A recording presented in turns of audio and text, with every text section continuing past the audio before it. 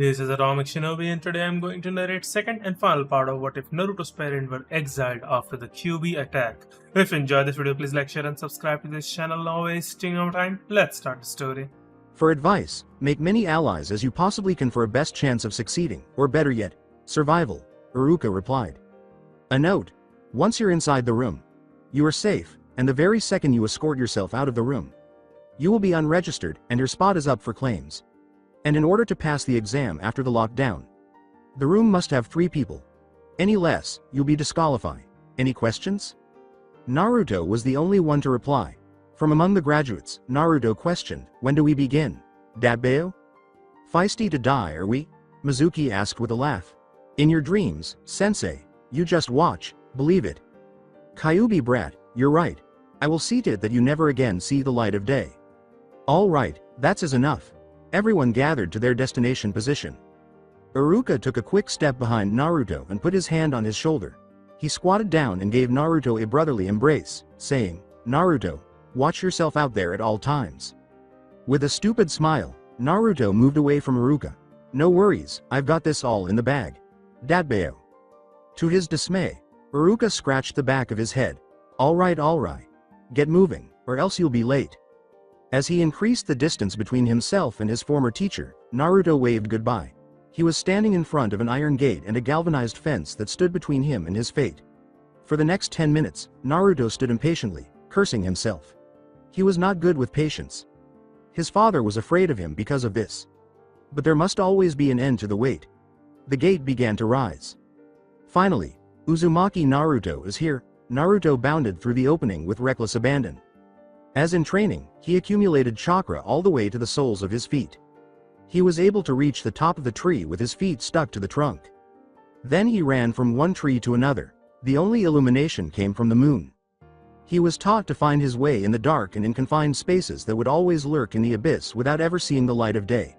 He shivered in places like that, especially by himself. He was repeatedly told by his father to never give in to fear. He was eerie because he was afraid of ghosts. Luckily, all the pitiful emotions and fears that influenced his critical judgment would be subdued by his desire for battle. Then, like a terrified statue, he stopped in his tracks and ruffled his nose through the leaves. Naruto was aware that the majority of the graduates would experience panic, which is a surefire way to end things. The best thing he could do was to stay calm. His heart was pounding, but not because he was anxious or under pressure. He was elated and ecstatic. He mingled with the leaves that the moonlight had not yet tarnished, and he loved a good fight. He noticed a large, shadowy figure coming toward him at 3 o'clock. Based on the shadow's size, he gave an evil grin. It was an adult. In order to have the honor of eliminating a large number of these scums from Konoha, he hoped it was one of Danzo's vanguards. Additionally, the Godaimes and Burute were executioners who had the authority to put a civilian to death without a trial. This had happened to him when he was a few years old. He was disappointed to see a Chunin quickly pass him. His jumpsuit wouldn't blend in with the surroundings if he were in the middle of the day. His gaze remained fixed on the Chunin. The girl made a grunting sound, diverting his focus. He recognized the girl as Hyuga Hinata in the moonlight. Despite her reputation as a Hyuga, he knew she had no chance, so he sighed. How are Sakura, Chan and the others doing, I wonder? But first, if you can hear me furball, let's have some fun. Knowing that your life was at stake, Naruto watched with curiosity to see what the Hyuga could do in a dire situation. It could be her last deadly error. The Chunin grinned and said, Hey princess, all alone. What should I do to you? The Chunin Naruto had his sights set on earlier appeared, saying, Katetsu, you should know well Hiyashi. Sama will have your head on a platter. Now that the odds were clearly against her, Naruto scowled. Although she is the sweetest girl in Konoha, she was always bashful and strange around him. Stay back or else I'll be forced to hurt you. She assumed the stance, and by looking at Naruto, he could see that she had the Byakugan activated. And because Naruto had studied the Hyuga clan's all-seeing Ido Jutsu at Uzushio, he knew she saw him. Although he didn't seem to take it seriously, Katestu stated, We have orders to engage if you'll refuse to surrender. She swallowed and said, Do your best. It was too fast. The other Chunin slipped behind her, holding the kunai by its pointed end, allowing him to use the hilt to strike Hinata between the shoulder blades because the Byakugan was not quick enough. Too slow, Hyuga. Hinata collapsed onto the fall grass before dissipating into a cloud of smoke. What the heck? Surprise. Bunshin, Naruto's cage, was lying exactly where Hinata had been. The other Chunin grinned and said, "The demon child replaced Hinata. Such a noble and an honorable sacrifice." Naruto turned over and was looking at them from his back with a savage smile on his face. Guess again. Naruto used the same tactic he employed against Deidara 4 years prior to set himself up with paper bombs. The eyes of Katetsu and his companion were wide open. Katetsu cried out, "Shit," as he and his companion were consumed by flames. It ruined Danzo's campaign. Shinobi wearing black capes with red cloud patterns have been visible for 4 years. They proclaimed themselves Red Dawn, Akatsuki, Knights. They sought to restore the lost wool of fire and end slavery. They did this by raiding villages that were governed by the Konoha Empire, robbing each one of the Konoha's power and taxes by removing the captain who was appointed by Danzo to oversee each village, and then distributing the taxes to the less fortunate. They also prey on and steal from the wealthy. Tax collectors and root members accompany them. Each villager faces eviction from their home, land confiscation, and death if they fail to pay their taxes. Akatsuki, however, turned out to be a roadblock to Danzo's quest for global dominance. Due to the raiding, Konoha has lost 1/3 of its territories in the last 3 years rather than gaining more. Previously conquered villages rebelled against the empire. Unfortunately, not all of them were fortunate enough to be retaken. Danzo was irritated by the fact that the Akatsuki never claimed the villages, in addition to being deserving of capturing areas under his supervision with ease. That was the dilemma Danzo needed to solve. The issue was what Akatsuki was pursuing, even though he was aware that they were delaying his conquest for something big. Considering the genin exams, Danzo pushed himself forward in his chair. His gaze fell upon the Hokage statues as the moonlight fell upon them. The genin exams were on the opposite side. Among them was his 9-tailed Jinchuriki. Passing the graduation exams with just one shadow clone was really awkward. Naruto should never be able to identify that level of clone jutsu in the academy, according to everyone. The boy had been being taught. Danzo suspected it was because his parents were involved in seclusion. He checked to make sure Konoha was free of tags. Danzo was aware that Minato could pass through any obstacle undetected thanks to her Hiraishin abilities. The worst part was that, unlike standard Shunshin and Kachiyose techniques, the Hiraishin no Jutsu is a transportation jutsu that allows users to warp into time and space without the need for hand seals. Additionally, the user's chakra cannot be tracked. A different theory suggested that one of his shinobi might be a traitor who had internal contact with Minato. No leads were found. Even his council and old friends might be potential collaborators, so he would need to be discreet about it. How can the traitor or traitors be exposed? Danzo called the disobedient Aburame Torun to his side by snapping his fingers. The first place to look was his previous residence, the orphanage. Torun was instructed to look around and look for any hints. Not sooner than Torun had left, Yamanaka Fu, his training partner, entered the room covered in blood. His forehead had been slit with a deep gash. Danzo was emotionless. However, that might only portend good fortune. What is the latest report on the Akatsuki raids? They are moving swiftly to the east, raiding village after village, plundering their resources. About the latest pair, we had our own renegade ninjas, including Uchiha Itachi, who massacred his clan. And, he asked in a mocking tone, Hoshigaki Kisame from the Kirikage no Sato village hidden in the mist, and one of the 7 swordsmen of the mist.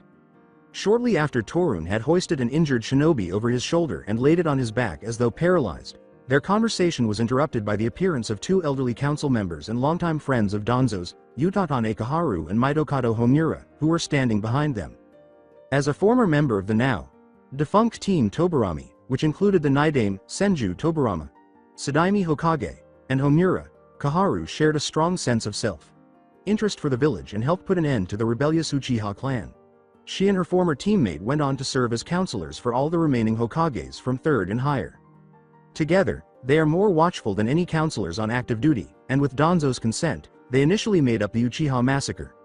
Himura, like Kaharu and Danzo, shared the best interests for Konoha's behavior, but he tended to agree with Danzo's viewpoint more than the previous 2 Hokages. They stood on either side of the Godem, arms crossed, and waited until Torun began to flap his gums, making a howling sound that was only faintly audible from his lips as he struggled to think. Danzo gave him a menacing look, and Torun winced and uttered a random word. Gadame Hokage. Sama Seiji was maimed fighting one of the Akatsuki members, and he has something to say.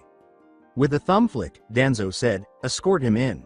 About 30 seconds later, The elders heard fainted moaning and someone crying just beyond the entrance. Torun knelt down and bowed his head to avoid Danzo's demonic glare. Hokage. Sama, a tired Seiji said.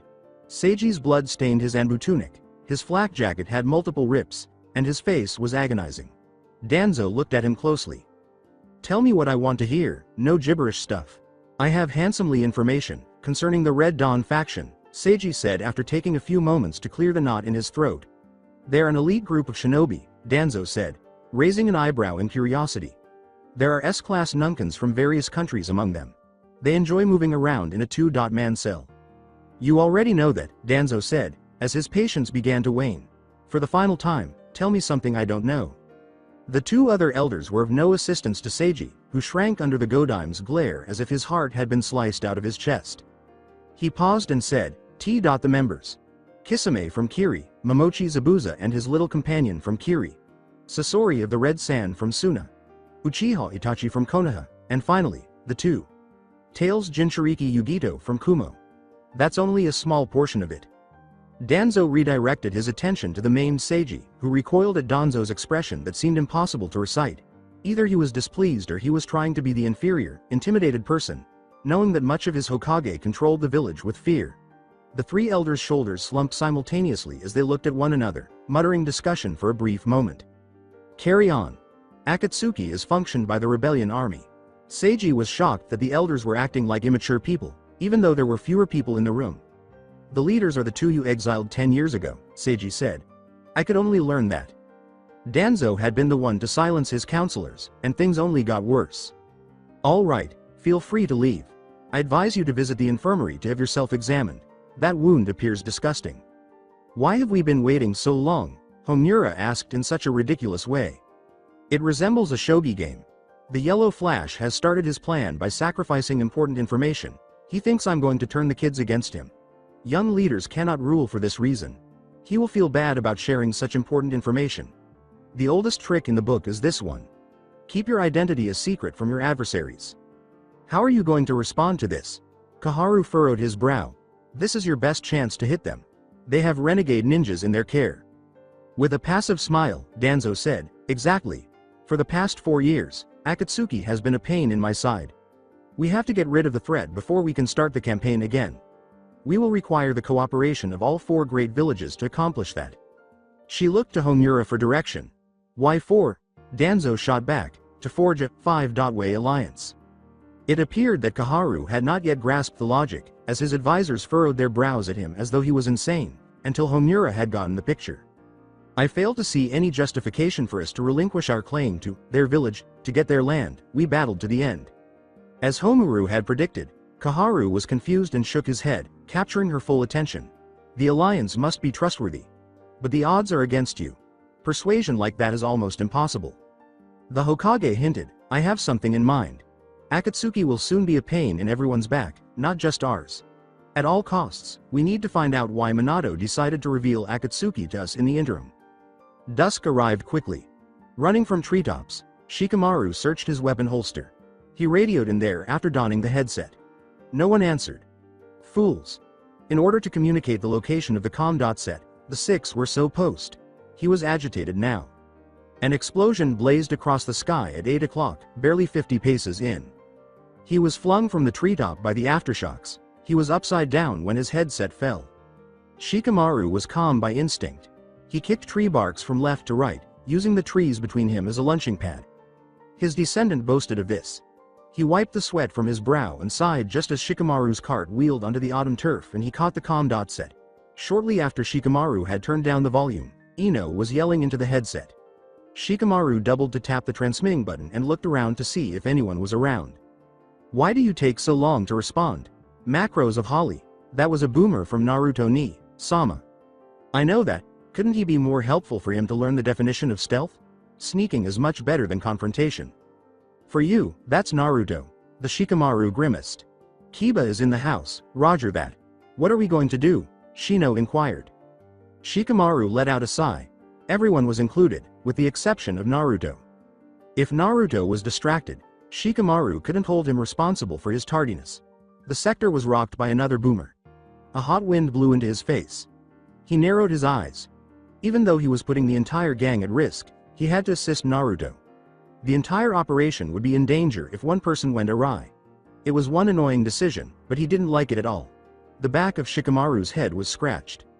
"This is going to be troublesome. You say that all the time," she complained. "Alright," Shikamaru answered in a derisive manner. "We're going to where Naruto is in the heat of battle. Make sure you don't get caught up in the crossfire, and stay hidden at all times. Radio in when you have any visual of Naruto, but do not engage the hostiles. Do I make myself?" "Hello. Roger." "Recognize." The masticated sound of someone stepping on dry out leaves, the sound of twigs breaking. Shikamaru's eyes widened abruptly. The sound suggested that rather than prowling to the trees, someone was coming from the ground. Like a monkey, Shikamaru scurried up the stem after gathering chakra to the soles of his feet. Shikamaru was sure that he was hunched on a stem that would bear his weight. Recognizable shadows of two people starting at 10 o'clock. Regarding his height, one of them. "I have company. Out." He switched the comm dot set off. A girl named Amy, a former classmate, was running for her life as she peered down. Had the killing rules not been in place, Shikamaru would have abandoned Amy. She was among the girls who would constantly bug Sakura about her broad brow. He waited until her stalker or stalkers arrived because even such foolish taunting was not worth dying for. He would need to be discreet. Since he technically shouldn't have learned Kage-main, he was also instructed not to perform his Kekkei Genkei at all costs. He would be questioned to gather information, and the operations as a whole might collapse. He waited. Out of the corner of his eye, he saw that the trees, maybe 15 paces away from a Chunin, were pursuing him. He needed to time it just right. He and Amy would both die in a single miscalculation. Shikamaru awaited the Chunin to turn away from him, which he did. To catch the Chunin before he could murder Amy, he would simply wait for the moonlight beam to shine a direct trajectory parallel, then use the light to extend his shadow upon him. Amy fell after tripping over the tree root. A shadow crossed over hers as she rolled violently onto her back. Amy ignored the painful snapping of her fingernails as they were torn from digging deeply, pushing hard with her and the ball at her feet. She was able to retreat as a result, albeit slowly. The man's shadow approached. Instead, she found herself sobbing as she backed up into a tree. The Chunin was leering at her, inches from her, and she looked up in horror.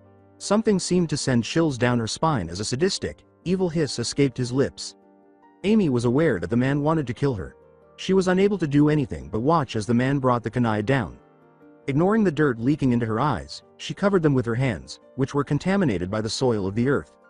Amy whispered, Please spare M.Me, she exclaimed. "I do not want to die." "Don't worry, he won't be hurting or killing anyone tonight." She thought of that voice. Amy summoned the bravery to take her hand away, hiding her tear-filled, lovely eyes. For a moment, her vision became blurry. She dabbed at the last of her tears. She looked up to get a better view. She was a few centimeters away from the kunai's pointed end.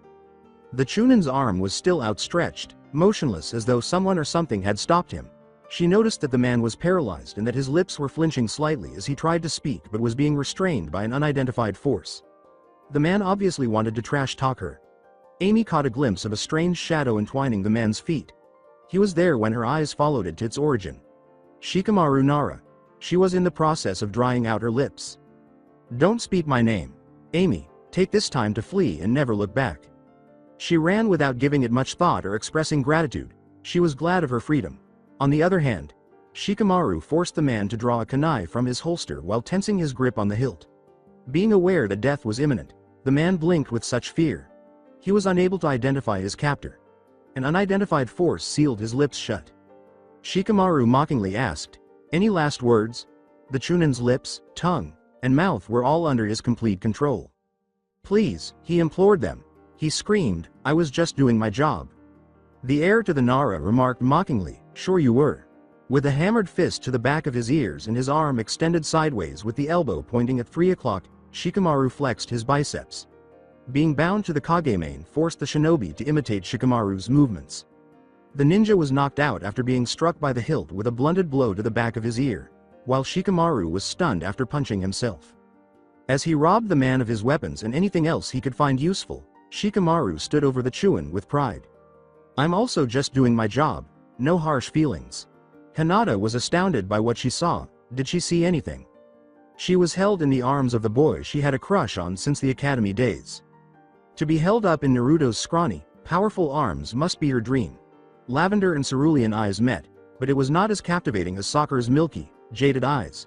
He had always wondered why her forehead was like a furnace and her cheeks flushed so badly. He winced. It occurred to Naruto that she might be sick. Knowing that she might not get another chance to be in his arms, he reluctantly put her down, much to her sadness. N.Naruto.to.kun, T. Thank you F.Fo. For saving me. She felt a chill run down her spine as Naruto planted his hands on the back of his head and smiled cheekily. No sweat. Glad to be any service. Hinata kept twitching her fingers and blushing. In her irrational fantasy, Naruto was her boyfriend. She had been wondering who Naruto was contacting as she looked at his ass and watched him search through his holster, removing what looked like a comm headset. Since the academy days, she had never seen one. Her face grew passive as her blushes faded. Her Byakugan looked around for any enemies in the area. She was shocked to see her classmates coming from the west and east. Naruto said, "Hello, anyone home?" through the headset. "Baka, don't be so loud." The recipient of his message was Ino. "I wanted to inform you that we are on our way to the location of the explosion." "No, do not go there. The place is crawling with ninjas." "Then tell me how you plan to get to your destination." Naruto cupped his chin and said, I have an idea. Better than being careless, however, we must first get in touch with everyone." Kiba replied, "I'm listening." Shino said it in a monotone while listening. Several seconds later, Naruto scowled. "Where is Shikamaru, guys?" Naruto was feeling the goosebumps when none had spoken a word. "Don't tell me." "For now, I'm going to be alright. Do that again, you pineapple head," Ino sighed. He heard Ino swearing over the radio, which left all the boys deadpanned. "Anyway, we are on our way to you. It wasn't my fault that I got into trouble. I've advised Ino nay. Chan against it, stay motionless and observe." As his gaze returned to a patient Hyuga, Naruto concealed the microphone from his voice by holding it in his hand. He saw that Hinata's shoulders were hunched, possibly due to shyness. "Hinata, I know about your Byakugan thingy," he said. "May I ask you a favor?" "Yes Naruto.kun. "Good, use your Byakugan and see how far behind Shikamaru, Ino, Kiba and Shino are." Nodding, Hinata said, "Hi. Byakugan." A gift of X.ray vision was given her. Hinata noticed the 5 coming from the east and west as she scanned the leaves and twigs for any indication of movement or activity in the area. A patrol of Chunins was about 80 meters behind, searching the treetops and closing in on the 5 children. They should be in eyesight about 10 seconds from now. Not far behind are a squad of Chunins. "Whatever you have planned, Naruto.kun, better act on it." "Good, now close your eyes for a second." "Hi, is anyone home?" Ino shouted. Follow the flashbang. When Naruto threw a paper bomb attached to a kunai, it exploded only 15 paces high, releasing only intense light that briefly blinded anyone who caught a glimpse. And the effects would leave you stunned. Without wasting any time, Naruto unfolded a piece of parchment with a swirling formation in the middle. He hoped his teammates wouldn't be impacted by the flashbang because it was far away. "Naruto!" shouted Shikamaru. "Hinata, you're with Naruto." The Hyuga heiress scowled and said, "Now is not the time to get acquainted. We will be overrun by Chunins in about 20 seconds. Don't worry Datbeo, everyone is here." As Shikamaru watched Naruto undergo hand seal weaving, he asked himself, "Is that what I think it is?" Kachiyose no Jutsu. 10 seconds or so later, the first patrols showed up and took up their positions exactly where the graduates had been. Both of them gave a shrug and exchanged uncertain glances. The kids just ahead of them were nowhere to be seen. "They're gone. Let carry on, they can't be that far ahead." To leave the area where they were present, they employed a shunshin. The children were buried and hidden in a chunk of fleshy walls that resembled larvae, some 15 paces below the surface of the earth. Ino was struggling to adjust to the fleshy surroundings. "This is disgusting. Please let me leave," Ino exclaimed. The smell upset Kiba, who said, "Smells like we're in someone's belly. Glad Akamaru wasn't here." "Where exactly are we?" Shino inquired, surprising everyone. "Believe it, we're in the belly of Arrow. Senin's rock toad. Don't sweat it, we are underground, so the Chunins won't see use. Datbeo." "Get me out of here," Ino was biting her fingernails in a panic. Shikamaru sighed. "Why would he let you sign the toad contract? Didn't Her Highness said refrain from signing any contracts because of genin evaluation?" A system called genin evaluation was used to test the blood of recently recruited genins who had just graduated from the academy. They could ascertain how many jutsu a genin has used in their lifetime, or more specifically, how much jutsu they have learned. However, the number of times a ninja born with Kekkei Genkai used their Kg during training and battle could not be determined. Shikamaru was appreciative, but the blood contained more information than just a person's jutsu usage history. If Naruto had signed the Toad contract, the blood could be linked to any summoning contracts that genins had signed. When the examiners found out, it would leak back to Jiraiya, the original summoner, and the operation would fail miserably. Jiraiya had to give a reason for forcing Naruto to sign the contract despite being aware of the evaluation's risks. With a corny grin, Naruto said, "Yeah, but I didn't sign any contract. Arrow." Sennin said you don't necessarily need to sign any contract in order to summon an animal or creature by your side. He gave me several parchments that does an automatic summon for a specific summoning jutsu. It doesn't require one's blood, and can be summoned by any ninja, who did not make a pact yet. That's very convincing, Shikamaru said, pulling his head back, but what is your next course of action? To Naruto's dismay, he never considered that. His only concern was getting his team to safety. He said, Have you here? Shikamaru was stunned. Typical of you. Much that I admire your quick decision to conceal us from hostility in a very short of time. You can't just stop planning your next move in the heat of battle. It's suicidal. You'll need to be ahead of your game, if you want to be a good leader. Naruto was never at all fond of Shikamaru's tone. That's why I have you. You're supposed to be my tactician, he growled. Wrong already. What's good of a tactician when a leader is afraid to simply lay out a strategy on his or her own free will? I'm not afraid, Shikamaru. I wasn't implying that you are. The bottom line is, you lack the comprehensive skill to fabricate follow-up tactics. There are times that I won't be around to guide you in the right direction. What happens then? Naruto clenched his fist tightly and snarled like a crazed dog.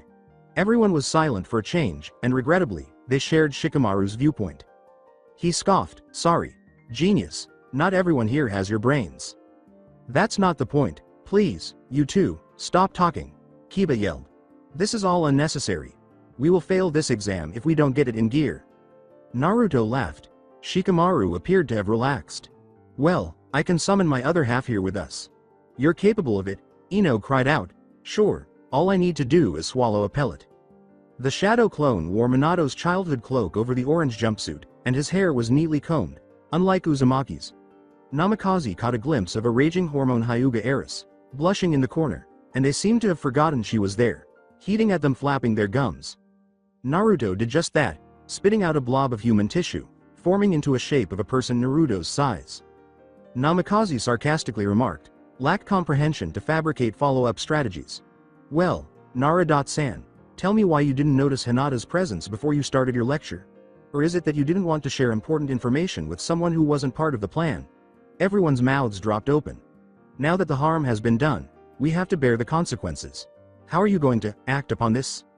Shikamaru was placed in his place for the first time in his life without any hint, and he detested the two suggestions that came to mind.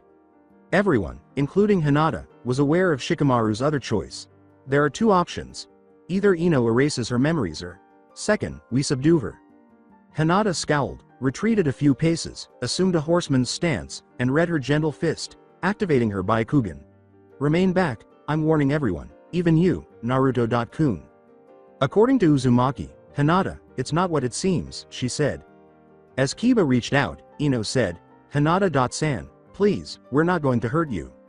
But her hand slammed into him between the chests, causing him to collapse into Shino. Hinata, halt.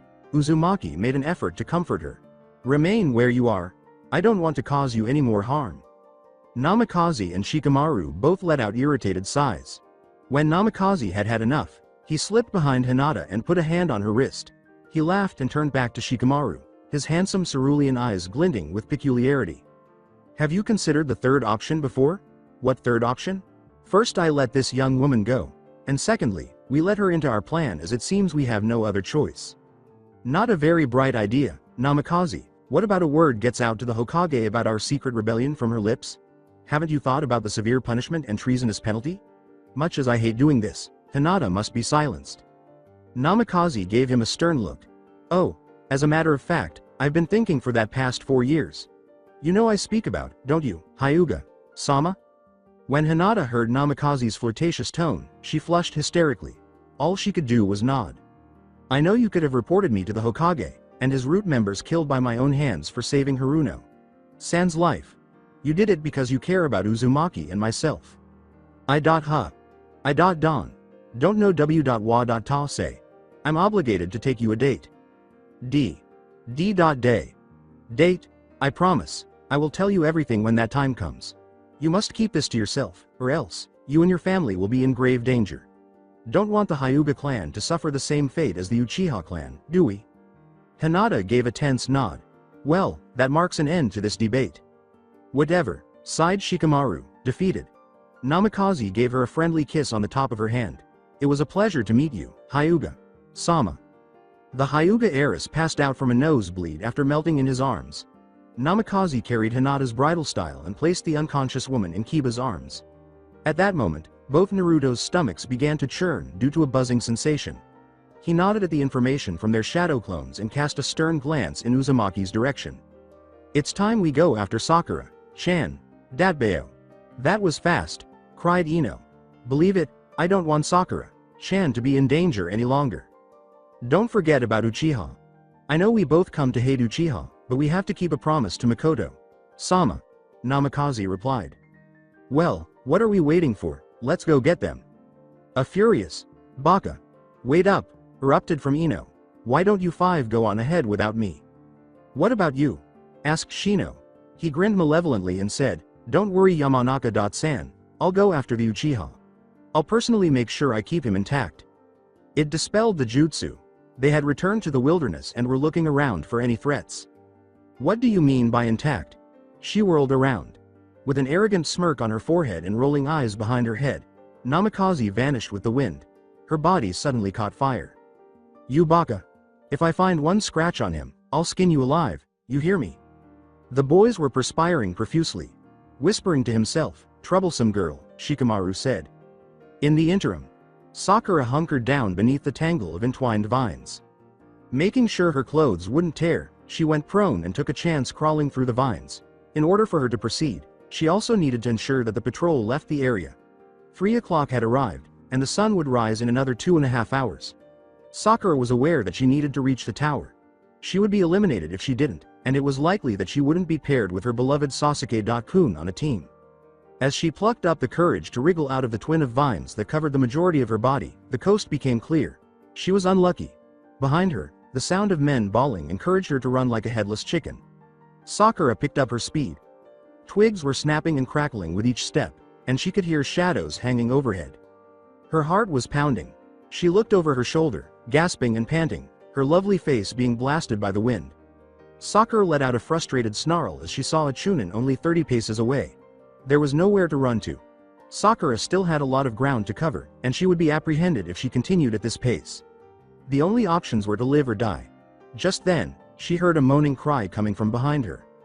She felt compelled to keep running, but her curiosity overcame her. Several Chunin were coming from the east, and 2 Chunin had already been killed. The cost of the 2 men becoming prone and unconscious didn't matter to her. This caused a considerable distance to separate the Chunin's second team from behind. As she dashed into the open, she noticed a vine hanging knee-deep from the top of a bonsai tree. Within 30 seconds, she had climbed and rappelled off the tree bark to reach the top of the tree. Then she pulled herself up onto one of the stems, grasped the vine cord, and held it motionless. Unaware that she was in the trees, she waited and, fortunately, saw a number of shinobi pass by below. Sakura let out a victorious sigh, and her heart began to calm down a little. That would be the last thing Sakura would ever do, though, as a hand suddenly slithered around her mouth to hide her cries and trashing, while the other hand viciously pulled her deeper into the treetops. Sakura strained, attempting to get away. She was freed from the stranger's hold at that very moment. She had a feeling that everything would work out. Looking up into Sasuke's stoic onyx eyes, she saw that she was correct. She felt butterflies in her heart. It's possible that her crush prevented her from being noticed. Her hair was the same shade of pink as her cheeks. The best part is that Naruto wasn't involved. Sasuke-kun. She gave a shout. A whisper, not so loud, he said. He sighed in relief as he looked around and saw no one in his line of sight. He was staring at Cherry Blossom, the raging hormone. He detested females, particularly fangirls. This was the ideal opportunity to eliminate them. They served only as a distraction from his obsession with killing his older brother and an annoyance. This is the one he would begin with. Sakura. He gave her a hug. Sakura was deep in contemplation. She could feel her heart pounding against her ribs. Her face's color changed. Kushina's hair was as red as her face. Sakura would never have imagined that Sasuke would be the first to give her a hug. The next step was obvious to her. The thought of Sasuke jamming his tongue deep into her throat caused her nose to begin to bleed, dripping down her chin. But even though Sasuke couldn't hear her, her inner demon was yelling at the emo Uchiha to stop. She let out a fangirl squeal. Yes, Sasuke-kun? Will you do me one favor? Anything, she uttered haltingly. A dark and evil grin was forced onto his face. With haste, his hand retrieved a kunai from the weapon holster. He drove it deep into the cherry blossom's back, almost to the heart, with a single thrust. Sakura choked on the blood that quickly filled her mouth. The eyes of Sakura rolled behind her head. How could this have occurred? Why would Sasuke-kun harm her in this way? Tears ran down her cheek. W.Y. was her final word. With an evil grin, he withdrew, feeling proud of his achievement and relieved that he had one less fangirl to worry about. Because you're annoying. Then, with a sickening thud, he pushed her from the tree and saw her lifeless body fall to the autumn turf. Haku and Zabuza crouched, looking down on the gorge. They estimated the distance between here and there, roughly 200 steps from the cliff's edge to the road. While waiting in ambush, they saw renegade samurai fighters gauge a carriage. Gato used a piece of handkerchief to blow his running nose in the carriage. According to supernatural beliefs, he must be the subject of a beautiful woman's conversation, one of his bodyguards insisted. Gato ignored his goon, his gaze fixed on the foggy road ahead. Where did this mist came from? Gato yelled, "Fools, be on guard," while intoxicated. The two horses sensed an unwelcome presence, prowling from the mist, stalking from a distance. Shadow figures scattered, causing them to rear up straight and use their muddy hooves to kick the extremely dense mist.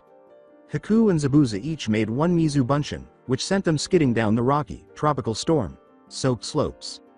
Since Zabuza had discovered him, homeless and without a house or roof to sleep under, Haku and Zabuza practiced assassination techniques. Haku lived off of food scraps and scavenged from trash can to trash can in order to survive on the streets. Haku's ancestors were members of the ferocious Yuki clan of mercenaries, who were born with a Kekkei Genkai that allowed them to shape ice into any shape they wanted. Because of their legendary blood limit jutsu, many shinobi were afraid of its destructive potential. During the Third Great Shinobi War, Kiri ninjas issued an extermination decree, which was quickly implemented. There was nowhere to hide or run to. His entire clan was killed, including the last woman and child. Fortunately, his mother, who was married to a farmer, managed to flee when he was a little child. They led a successful life together after she gave birth to Haku. Haku discovered something that was hidden from the public and something he was born with when he was 5 years old. When he learned that he could control ice, his mother became aware of it and hid in the bushes. She confronted him, gave him a face slap, and warned him not to do it ever again. Regretfully, his father confirmed Ice Release's display as well.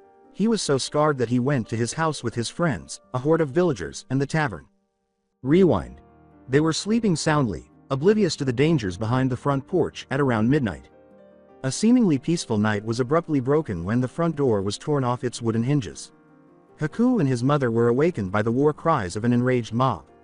Haku got out of bed and rushed to the living room, kneeling and panting, down the stairs. His father was standing there with tears in his eyes and a torch in his hand. But his mother hurried past him and instructed him to head to his room. Haku's mother was lassoed around her waist by one of the villagers, trapping her arms between them and dragging her to her husband. She begged with a look of horror in her eyes, but her husband refused to comply, so he pulled a katana out of its scabbard, raised it, and brought it down with a clean stroke across her torso.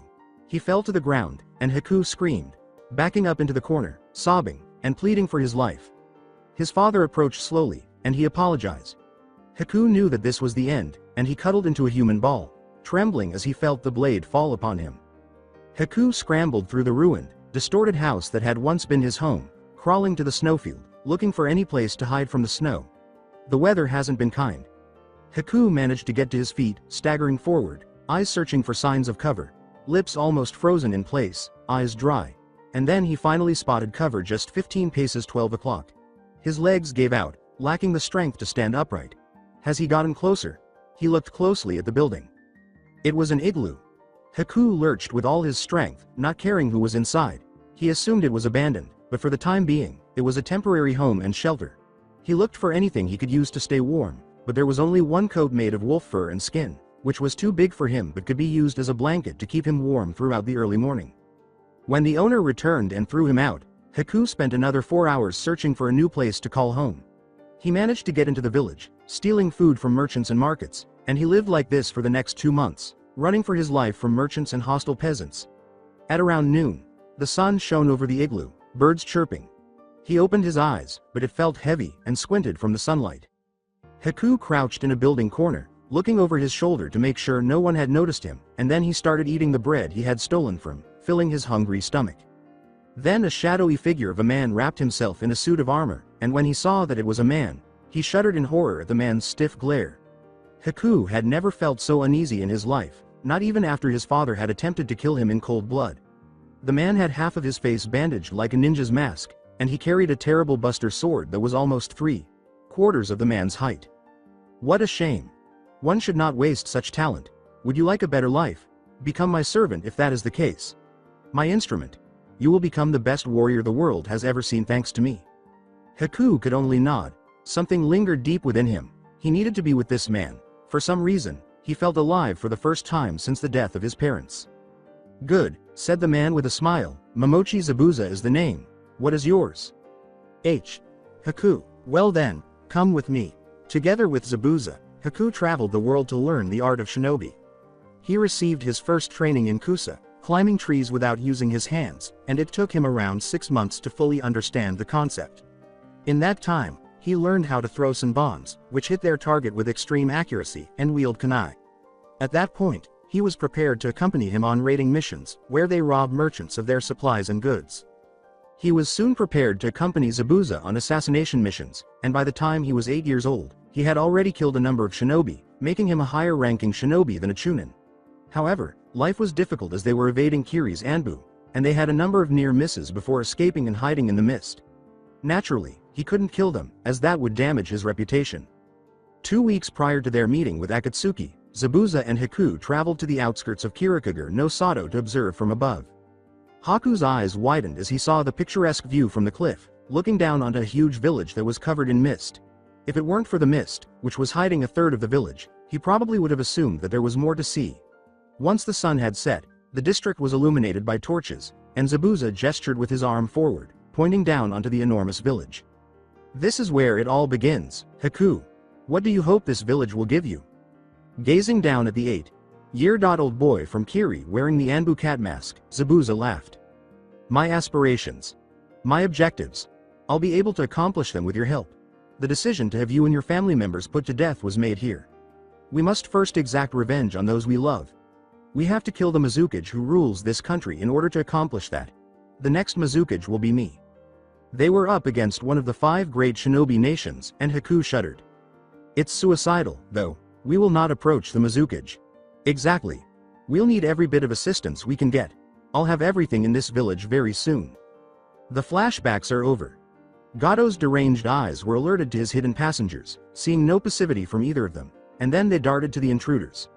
A child wearing a blue traditional kimono, wearing a white cat mask of a Kiri Anbu member, and one of the 7 swordsmen of the mist, whom Gato knew from his bingo book. The sound of flesh being torn from its rightful owners was enough to aggravate the mid-aged merchant, who was watching his henchmen being slaughtered like cattle. His henchmen were swordsmen from various samurai clans who were willing to swear allegiance to him. He had disposed of anyone who was deemed a stumbling block by decapitating the poor peasants and placing their heads on a pike for display as a warning. Gato made sure to pay his ninja assassins handsomely whenever he needed to hire rogue ninjas to do his bidding, knowing that displeasing the rogue ninjas would have unintended consequences. The Yondaime Mizukage offered Gato the daimyo of Nami no Kuni, which would serve as a base for bolstering both shinobi and samurai, representing Kiri. He was a merchant, an arms dealer, and a murderer of slaves. Today, Gato hoped to become more than a black market merchant, a thug, and a murderous thief. He would profit from the shinobi and samurais enlisted. As the swordsman unbuckled the enormous sword strapped across his back and raised it in a striking position, Zabuza glared at the elderly merchant, making Gato feel as though someone had ripped out his insides and thrust a hand into his belly, causing sweat to trickle from his forehead down to his plastered, silver goatee and trembling cowardly. Gato knew he had to get past the dangers that awaited him and his 2 passengers. Zabuza was still brandishing daggers when he said, "Time's up, old man." What are you looking for? Gato inquired uncertainly. Zabuza laughed and said, disband. Cease, you out. Be kidding, he cried. I'm just giving you a deadline. Old geezer, either disband and live the rest of your worthless life or get ready to face your creators. Gato's nostrils flared and he blew steam in rage. You what? You are aware of who I am. Go to the very end. My master doesn't have all day, Haku growled. You are a jerk. How dare you threaten me and invade my territory? You're clueless about who I am. Zabuza believed that Gato was either bluffing or had something up his sleeve, ready to be lashed out at him and Haku, so he gripped the hilt of his sword a little harder than he intended to, causing a blister or two to form on his hand. The tension between the two ninjas and the black market merchant increased. Gato never appeared to be intimidated by the presence of two deadly shinobi. Zabuza gave one last glare, but then again, Gato appeared somewhat phased, laughing uncontrollably, which caused Zabuza's brows to furrow in a foul mood. He then brought his sword down in a swift, clean stroke, but several shuriken parried it, and the sword was redirected away from Gato's head, where Gato was actually sweating profusely and trembling like a child. Their gazes darted toward the carriage, taking in every detail of its construction, and they waited for a sabotage. Before long, a shadowy figure emerged from the carriage's blinds and struck two Akatsuki members. Zabuza's eyes were wide open, and he caught the pointed end of the katana with his own just in time, but the person responded with a sidekick to his midsection, burying his body deeply in the gorge's rocky walls. The individual looked like a red-haired kunoichi from Kiri, with red hair similar to her highness's, and breasts and a cup size almost as large as Tsunade's, but that was the least of Haku's worries. Zabuza was too strong for a regular kunoichi to defeat in 2 blows, but he rushed with the jutsu, which released a huge quantity of water shurikens, which the kunoichi batted down like a child's play, smirking with laughter, emerging behind the helpless Haku. That was a nice move, boy, but you're going to be faster. The boy must have had Jonin speed and above to combine both jutsu into one at the same time, so he had the slight advantage now. The kunoichi smirked as her eyes showed passivity from the water clone being used as a henge no jutsu. His hand hurried and rummaged inside his weapon's holster, pulling out several senbons in between the openings that separated each finger. Haku threw each senbon quickly, tearing through anything it came in its path. The kunoichi whirled like a twister, zagging her way around the projectiles. Haku's frustration was getting the better of him, and he equipped himself with 2 kunais as the kunoichi unsheathed the katana from her scabbard and lunged forward, cutting the air around her in such thin arcs. Haku's knee struck the woman's midsection, much to her surprise, but only briefly, as she skulked in a blunt strike from the end of the hilt, winding him. The double-edged reversed parry technique, which Zabuza taught him, is a powerful technique that can off-set any opponent if timed perfectly, and it can be fatal if timed slightly off. The trick is to catch the sword on both sides, using the momentum to topple your opponent forward, off, setting their focus for several seconds, giving you a few more seconds to prepare a jutsu, which usually determines the outcome of a battle. To do this, you must transition for your body to roll out to the left or right, using both kunais as a pincher to clasp the sword, and toss your opponent forward. However, your kunais must not absorb the strength of the sword, or you won't have enough time to roll out and transition your kunais into a holding position. Using the walk-on exercise technique, the two of them ran side by side, their blades lashing out, dancing with every pace, trying to overcome the other in a sensational blade duel. Haku had a few near misses, and he could hear the thundering strokes of stone being crushed behind him. The kunoichi came at him with godlike speed, cutting the mist that surrounded her quickly. It wasn't the stroke he was looking for, so he let his kunais dance alongside her sword, engaging in a terrifying firework of sparks with every agonizing impact. Their blades clung once more, trusting for dominance, and Haku was pushed against his back, sprawling and trashing about, coughing and panting like. His 6 senses immediately went into overdrive, alerting him to the danger. Death from above, and the kunoichi lunged at him with a fearsome soaring like. The momentum and body language were unmistakable, and Haku knew that this was the chance he had been waiting for. Unfortunately, he was in poor posture, kneeling down in front of the attacker, which would limit the amount of movement his body could twirling at a distance. He had no choice, his life was on the line. When he lives. Raising his kunais, Haku managed to capture the katana as it was still in motion, and then he rolled away the moment the sword touched his knives. Since he was kneeling, he was unable to make a full 360-degree turn, but the momentum of the rollout helped force the left kunai, which had caught the pointed end of the sword, to switch to the back, trapping the sword like a pincher. Then, using the momentum he had left from his opponent's stroke and the time he'd rolled out, He threw the kunoichi forward, face first, belly into the snow, while she was muttering. Haku quickly let go of his kunais and woven a single, multi-hand seal combination. 1,000 Flying Needles of Death, or Sensatsu Suisho. As the kunoichi rolled on her back, eyes wide open, Haku launched the remaining water particles up, taking from 1,000 needles. She started to inhale a tremendous amount of oxygen, and a tremendous amount of chakra started to form inside her belly. The water she spat out looked like a fine sheet of lava standing upright in an amazing arc, and the water needles were instantly vaporized. Haku cursed, knowing that he had nowhere to run and that even his ice dome would melt into a heap of mud. Water release. Water dragon bullet technique, double Suiryuden no jutsu. Torpedoing down the gorge were two enormous dragons in a body of water. Their target was officiated by their transparent, golden eye. The Yuki boy was swept away when the first dragon struck the baked sheet of magma. Immediately, the lava dried out and turned into flaming pebbles that rained down on Haku. Another set of hand seals was woven by Haku. On his forearm, a bracer, like shield of ice formed. Any burning projectiles that dared to land on him were swatted by him using it. The second dragon, intent on finishing the task, rushed to the carriage while he was occupied with that. Sweating and urinating in his pants, Gato trembled like a coward. But the second traveler was not going to accept it. A gigantic, turtle-like creature fiercely absorbed the punishing blow from the water kamikaze attack, tearing apart the carriage, not from the water bullet jutsu. It was difficult to tell whether the creature was in pain or injured. The creature turned out to be unbreakable. Just a second ago, sitting in his carriage, Gato watched the dragon fly so quickly and now toward him. He was perched atop the creature's head. What in the blazing hell is going on here? In an instant, the kunoichi arrived at Gato's side. We've just saved your ass, old man. Enough. The child's body half yelled, glaring at Gato from the right with such evil intent. What is that thing? Haku asked, his eyes as big as an apple. That's the Sanbi, 3-tailed beast, one of the 9 mysterious beasts in the world. Zabuza, mumbled Haku. It's been too long. It isn't right, Terumi-mei, sensei.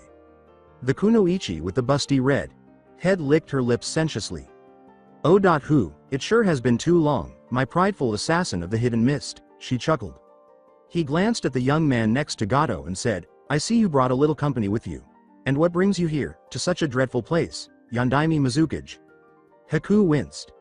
The Mizukage remained hidden the entire time, waiting for the ideal opportunity to reveal himself. Based on what Haku had read in the reports given to him at Uzushio, Yagura the Yandaime Mizukage might be a dangerous man. However, Yagura was not dressed in his customary cage robes. From a distance, Haku could see that Yagura had a childlike face. Haku was reported to have had Jonin-like eyes since he was 7 years old, even when viewed from a distance. Attending to the business as usual, I see that you joined the rebellion army from Konoha. You must be proud to serve under another Yandaime. Yagura scowled but held back, and Zabuza grinned, at least. This one has a passion of 1,000 men, compared to the previous one I served. What business do you have with this criminal? He asked. Surely, you're not becoming like the current Hokage, harboring criminals for experiments, are we? Speaking of harboring criminals, Akatsuki must have a handful of them, such as yourself. Gazing down at Gato with daggers, Zabuza laughed. His brows furrowed, giving the Haku the idea to pull out. But, on the other hand, I'll call it your lucky day, Gato. Next time, you will not be so lucky. Not so fast, said Yagura's glaze, which shone brilliantly down on them. Gato is not the only reason I'm here to do business. I came here, simply to locate any Akatsuki members. And I'll be darn dang that we encounter each other, so close to Kiri. Zabuza could read Haku's body language like a book as his shoulder tensed slightly. Haku looked up at him and bowed apologetically as he put a hand on his shoulder. On what terms? Inquired Zabuza. Although we are driven apart, we both share a common enemy. Amazingly, Zabuza's eyes were wide open. Danzo? You catch on quickly. You already know that Kiri has a major crisis, said Yagura with a sly smile. The Civil War. Exactly. All I'm asking for a little assistance. Your faction helps us with the purging of Kiri rebels. Then in return, Kiri will support you in your faction with the coup. How will I know that you will keep your end of the bargain, and not bail out after the purging? Asked Zabuza, rubbing his chin. We know that the Godem is a power-hungry tyrant. Even if I decided not to keep my promise, Danzo's lust for more land will not fade. This is something we can agree on. Who's leading the rebels? Zabuza sighed. Mei averted her gaze from an inquisitive Zabuza, almost choking on her own saliva. That's the root of the problem. No one knows the true identity of the rebellious leader, only that he or she goes by the name Red Baron. Mei resisted the urge to exhale. Zabuza knew something was wrong with her because he was staring at her without emotion. He saw the gleam of rage in Yagura's eyes and said, "Even if I agree to it, I don't have the authority to grant your wish, Yandame Mizukage. Sama. However, I don't see any harm in delivering a message to my superiors." Zabuza laughed. In the dirt, Sakura's frail body skidded. A flash of blur had gone by him from left to right before her body was replaced by a log that had been cut in half. There was the sound of someone groaning in agony as Sasuke threw the kunai and it struck its target. Then, Sasuke's eyes enlarge with rage as he looks around for indications of the cherry blossom kunoichi. The Sharingan came on, and his eyes flashed red. It was advantageous to receive training from Hitaki Kakashi at the Hokage's direction. He intended to murder his parents and older brother in order to exact revenge on his clan. Growing up, Sasuke's father avoided him. He was raised like a son by his mother alone, who was always there to spoil him. He was shocked to see that his mother was accountable for the murders, whether or not she was the one who carried them out. Sasuke reasoned that this was no time to stray. He saw Sakura being carried by the orange silhouetted figure in the moonlight. Sakura said, "Naruto," in a faint voice. Sasuke embraced her a minute ago. She was now being carried bride style in the arms of the deceased. She saw the kunai pierce her right shoulder blade deeply just as she was about to lose it. Naruto was coughing up blood and squirming. Her rage immediately cooled. "Naruto. You're hurt." With a moan, Naruto glanced over his shoulder and aimed his daggers at the Uchiha. Whimpering from the agonizing pain that radiated down his right arm and down to the lower part of his back, Naruto helped Sakura stand up. He pulled the kunai out with a single, quick motion, pointing with his arm forward and tossing it back to its rightful owner. Sasuke grinned and made fun of Naruto with ease. Naruto coughed up more blood and said, "Teme, why did you try to harm Sakura-chan? Dope, you will soon meet your end, along with that annoying girl." After hearing Sasuke's comments, Sakura became depressed. Inner Sakura yelled, "Shinero, I'm going to skin you alive, duck butt. But why am I feeling so weak? I will not let you lay a hand on her, Teme." "Let's see about that." His right wrist was seized by Sasuke. His arms looked gauntlet as electrical current ran up them. He could hear the chirping of 1,000 birds all around him. Sasuke went on, "This is my special jutsu. It will be an honor for you two to be its first victims." He was running so fast at them. Naruto couldn't even recall when Sasuke had been motionless. Sakura is nervously chewing on her fingernails. Sasuke only uttered the word, "Chidori." But the second Naruto stepped in and grabbed Sasuke's Chidori by the wrist, causing it to twist awkwardly. Sasuke stumbled to his knees and screamed in agony. Sakura's hardened gaze was wide open. The platinum cloak from years ago was worn by this Naruto. His hair was neatly combed, she noted. There has been no indication of boisterous behavior from his cerulean. As opposed to the one that was writhing in pain from the kunai's wounds, he was inexplicably stoic. Sasuke had eyes as big as watermelons. He could never have imagined that someone would counter his Chidori with such a remarkable ease. He never imagined that the dead last and the Dobi would be the ones. Sasuke had thought that Itachi, not Naruto, would be the one to stop him.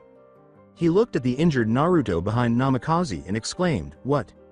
Namikaze said, "I'm disappointed, Uchiha," in a monotone, omitting the honorific in Sasuke's last name as an indication of impudence. "Even Itachi-san can do better than this," he laughed. There were numerous, almost indiscernible, indications of anger on Sasuke's face.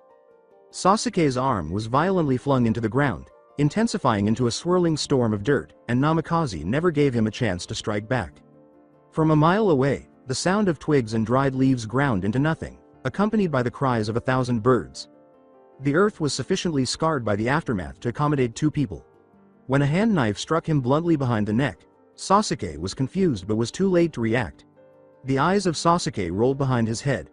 Unconsciously, he fell on his back and sprawled after his knees gave way. She cried out, "Sasuke-kun! Sasuke-kun!" as Uzumaki gripped her wrist more tightly. "Let me go, Naruto." Weakly, Uzumaki said, "Sakura-chan." Namikaze reassured her, "Haruno-san, he's going to be alright. I just knocked him out." Inner Sakura joyfully exclaimed, "Shaw, it's him. It's him. Namikaze-kun is back. I told you he was not an illusion," while bleeding from the nose. We shouldn't be talking about this right now, but Sakura wasn't happy with Namikaze's handling of the matter. She did not wish for her beloved Sasuke-kun to suffer harm. However, she was astute enough to realize that, barring Namikaze's intervention, Sasuke was also attempting to kill her. She would forgive him for this. Because of the tests, Sakura believed Sasuke had no choice but to murder her. But it would be another matter entirely if he were on her team. However, Sakura let out a fangirl squeal at that. Fine, promise me that you will take me and Sasuke to the tower. I'll grant you one dat. When Uzumaki's body began to relapse, she was interrupted. He had seizures, spat a great deal of blood, and collapsed to the ground. The side of his mouth was dripping with foam. He rolled his eyes behind his head. Naruto! Exclaimed Sakura. Uzumaki-san, halfway through, Namikaze paused to look over his left shoulder.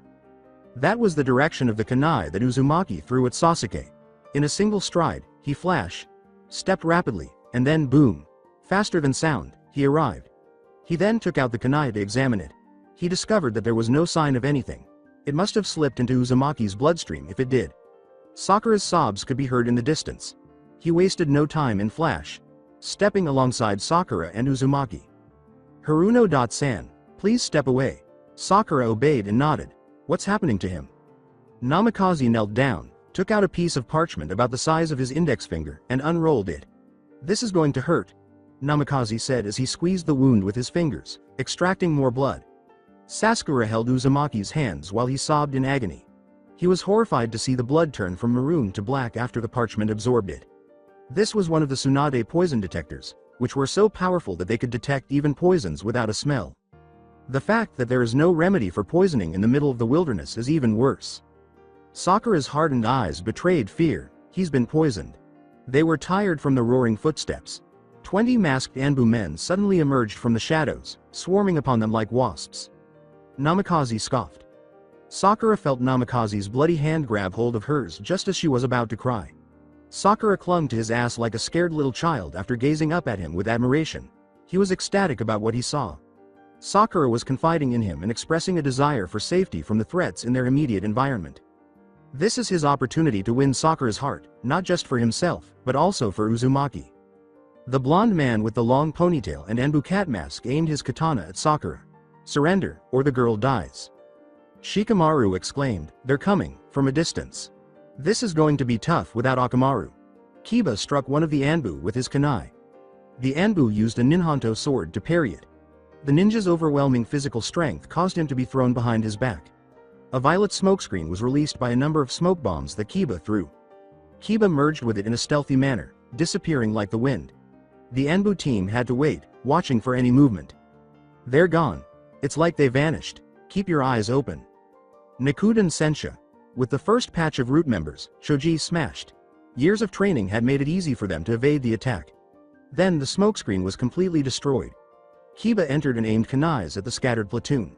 One of the ninja, unsure of its origin, unwrapped a ninhanto, reflecting the majority of the incoming kunai. The ninja caught a glimpse of Shino coming straight at him out of the corner of his eye. Moon Crescent Dance Jutsu. Alongside Shino, 2 cage buncheons and the original lunged into the air in an arc, followed by a blurry afterimage-like effect. From left to right, the 3 clones brought their ninhanto down. It was easy to subdue Shino. Then, as the clones were put out, Shino's body shriveled into tiny swarms of insects, which swarmed in and mummified the original. After about 5 seconds of screaming, the man's lifeless body fell with a sickening thud, his chakra completely gone. Shibi informed him that when facing danger, using offensive tactics would not always be the best course of action. In defense, one effective method of incapacitating or killing a ninja was to use a bug clone. When people expect to oppose the original, the bug clone jutsu may surprise them. Escape would be practically impossible at close range, unless you're as quick as Minato and the previous Raikages. That's impossible. He shouldn't be able to do that, someone replied. 2 shot back, reporting to Danzo. Sama, on the double. Anbu in the panda mask lurched, but that was all he could manage. Both ankles were snared as 2 dark strings flogged out. His body was immobile, and the ninja had no control over it. Behind the mask, even his face was barely visible. The ninja frowned deeply. Not so fast. Where do you think you're going? Bastard, smart like his father. Should have killed you when I had the chance. Too bad the opportunity won't present itself. However, was one response. I think you're forgetting something. He was just centimeters away from stabbing Shikamaru in the back with his sword. His subordinate gave him a horrified look, and as a black curtain obscured his vision, that was the last thing he could remember. When Shikamaru heard Ino yell, "Shintenshin no Jutsu," he grinned. "Commander." Two shouted together. Ino said, "That's me, from one's body. I think I'm going to commend in suicide." Ino mentioned the Ninhanto. The heart was her target. Just on impact, Ino released the jutsu before the sword was driven into the Anbu leader's heart. Shikamaru's face was etched with the largest frown. If Ino had been even a millisecond off, she could have neutralized herself. "Ino, that's getting too close." Shikamaru's gaze returned to the final man, who was strapped to his Kagemane. The man raised the Ninhanto and accompanied it horizontally across his throat, reading to slit inwards, thanks to Shikamaru's jutsu. The man showed no signs of emotion, even though he knew he was dead. He received that kind of training en route from an early age. He would proudly die tonight, not for Konoha, but for Danzo. Sama. Shikamaru was intimidated by the bestial glint in his eyes. Shikamaru grew up fighting elite rogue shinobi like this guy, while any other genin would recoil. He wouldn't be able to keep up with them if it weren't for the Anbu training back at Uzushio. Any last words? The individual quarreled. "Hear my words. Where we fail, may the other succeed. Hail Godaime. Sama. Hail Root. Hail Danzo. Sama. Hail Ru. Ga." Shikamaru made the man slit his own throat because he had had enough. The man gave a choking sound that sounded like laughter. His Adam's apple was visible through the deep cut in his throat. A thick mist of crimson liquid poured out of his throat, soaking the air around him. The man stumbled to his knees and passed away while kneeling. Approaching him, Shikamaru shoved the body onto its stomach. Then he sighed and looked at Kiba and Shino alike. As the trackers looked up ahead, he gestured. They could make out the tower's roof above the forest, which was roughly 200 meters above them, and 3 o'clock. The best part was that the wind was blowing in their faces, making it challenging for ninja hounds to track by scent. "Ino, Shoji, you'll be coming with me." Ino reappeared from behind and asked, "What about them?"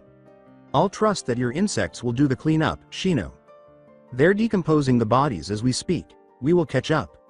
He turned to his 2 future teammates and said, "Good," motioning for them to follow him. Kiba complained, "Why do we have to do all the dirty work?" Shino adjusted his sunglasses, looked up at him, and remained silent.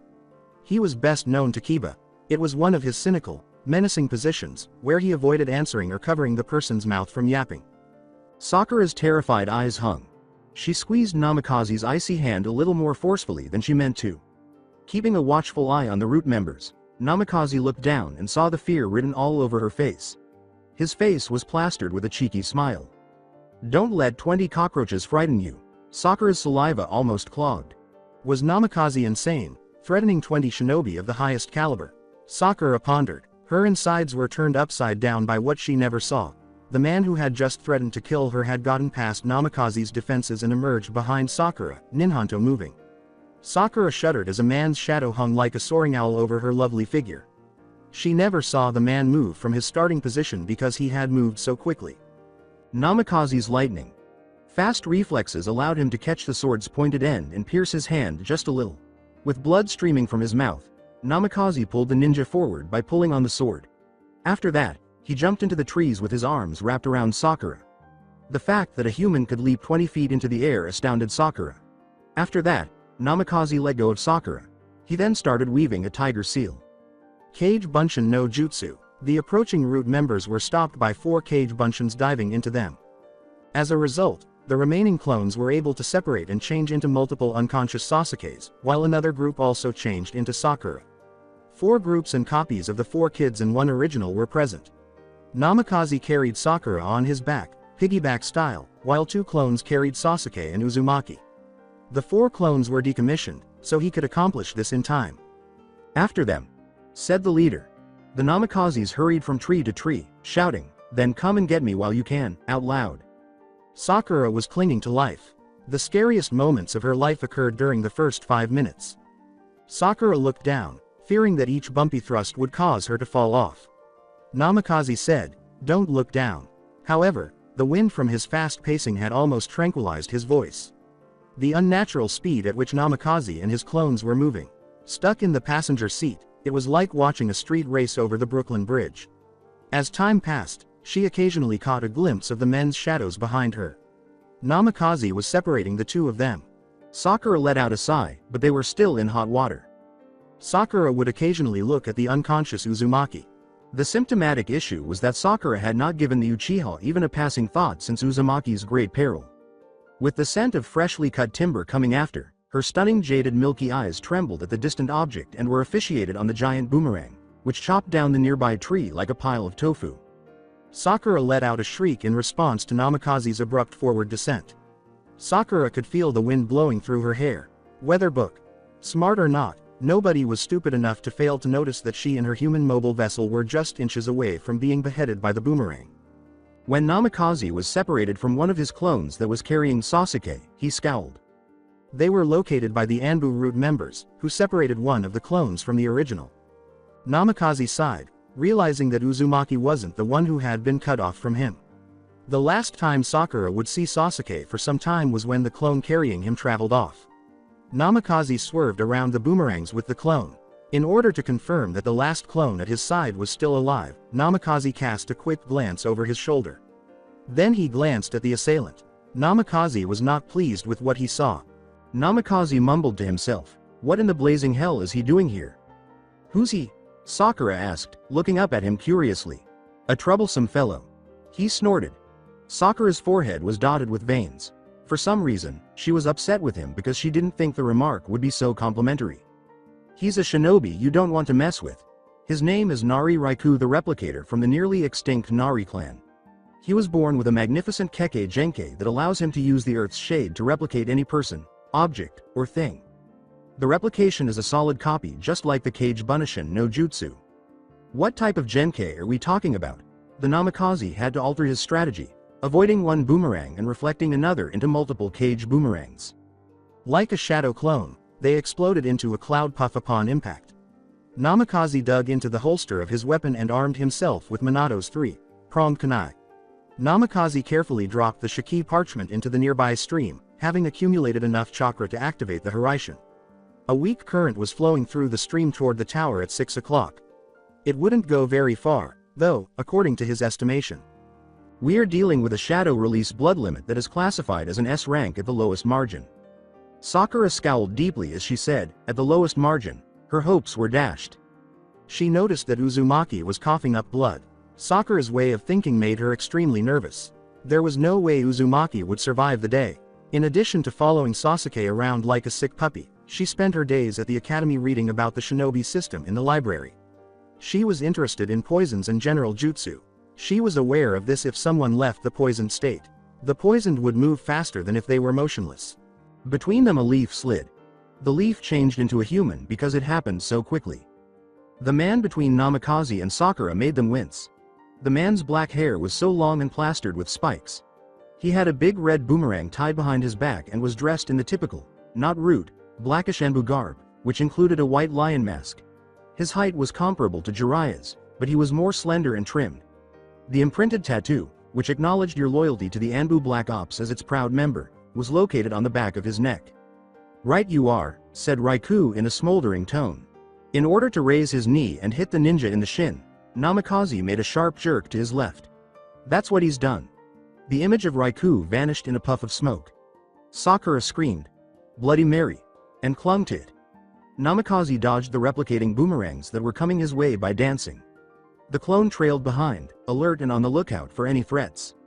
Sakura cried, "Where did he come from?" "Here." As the branch he had stepped on transformed into another Reiki shadow and followed him, Namikaze scowled. Raikou plans to go too far by intimidating his victims before killing them, according to tales Namikaze heard from his parents and the Sanins.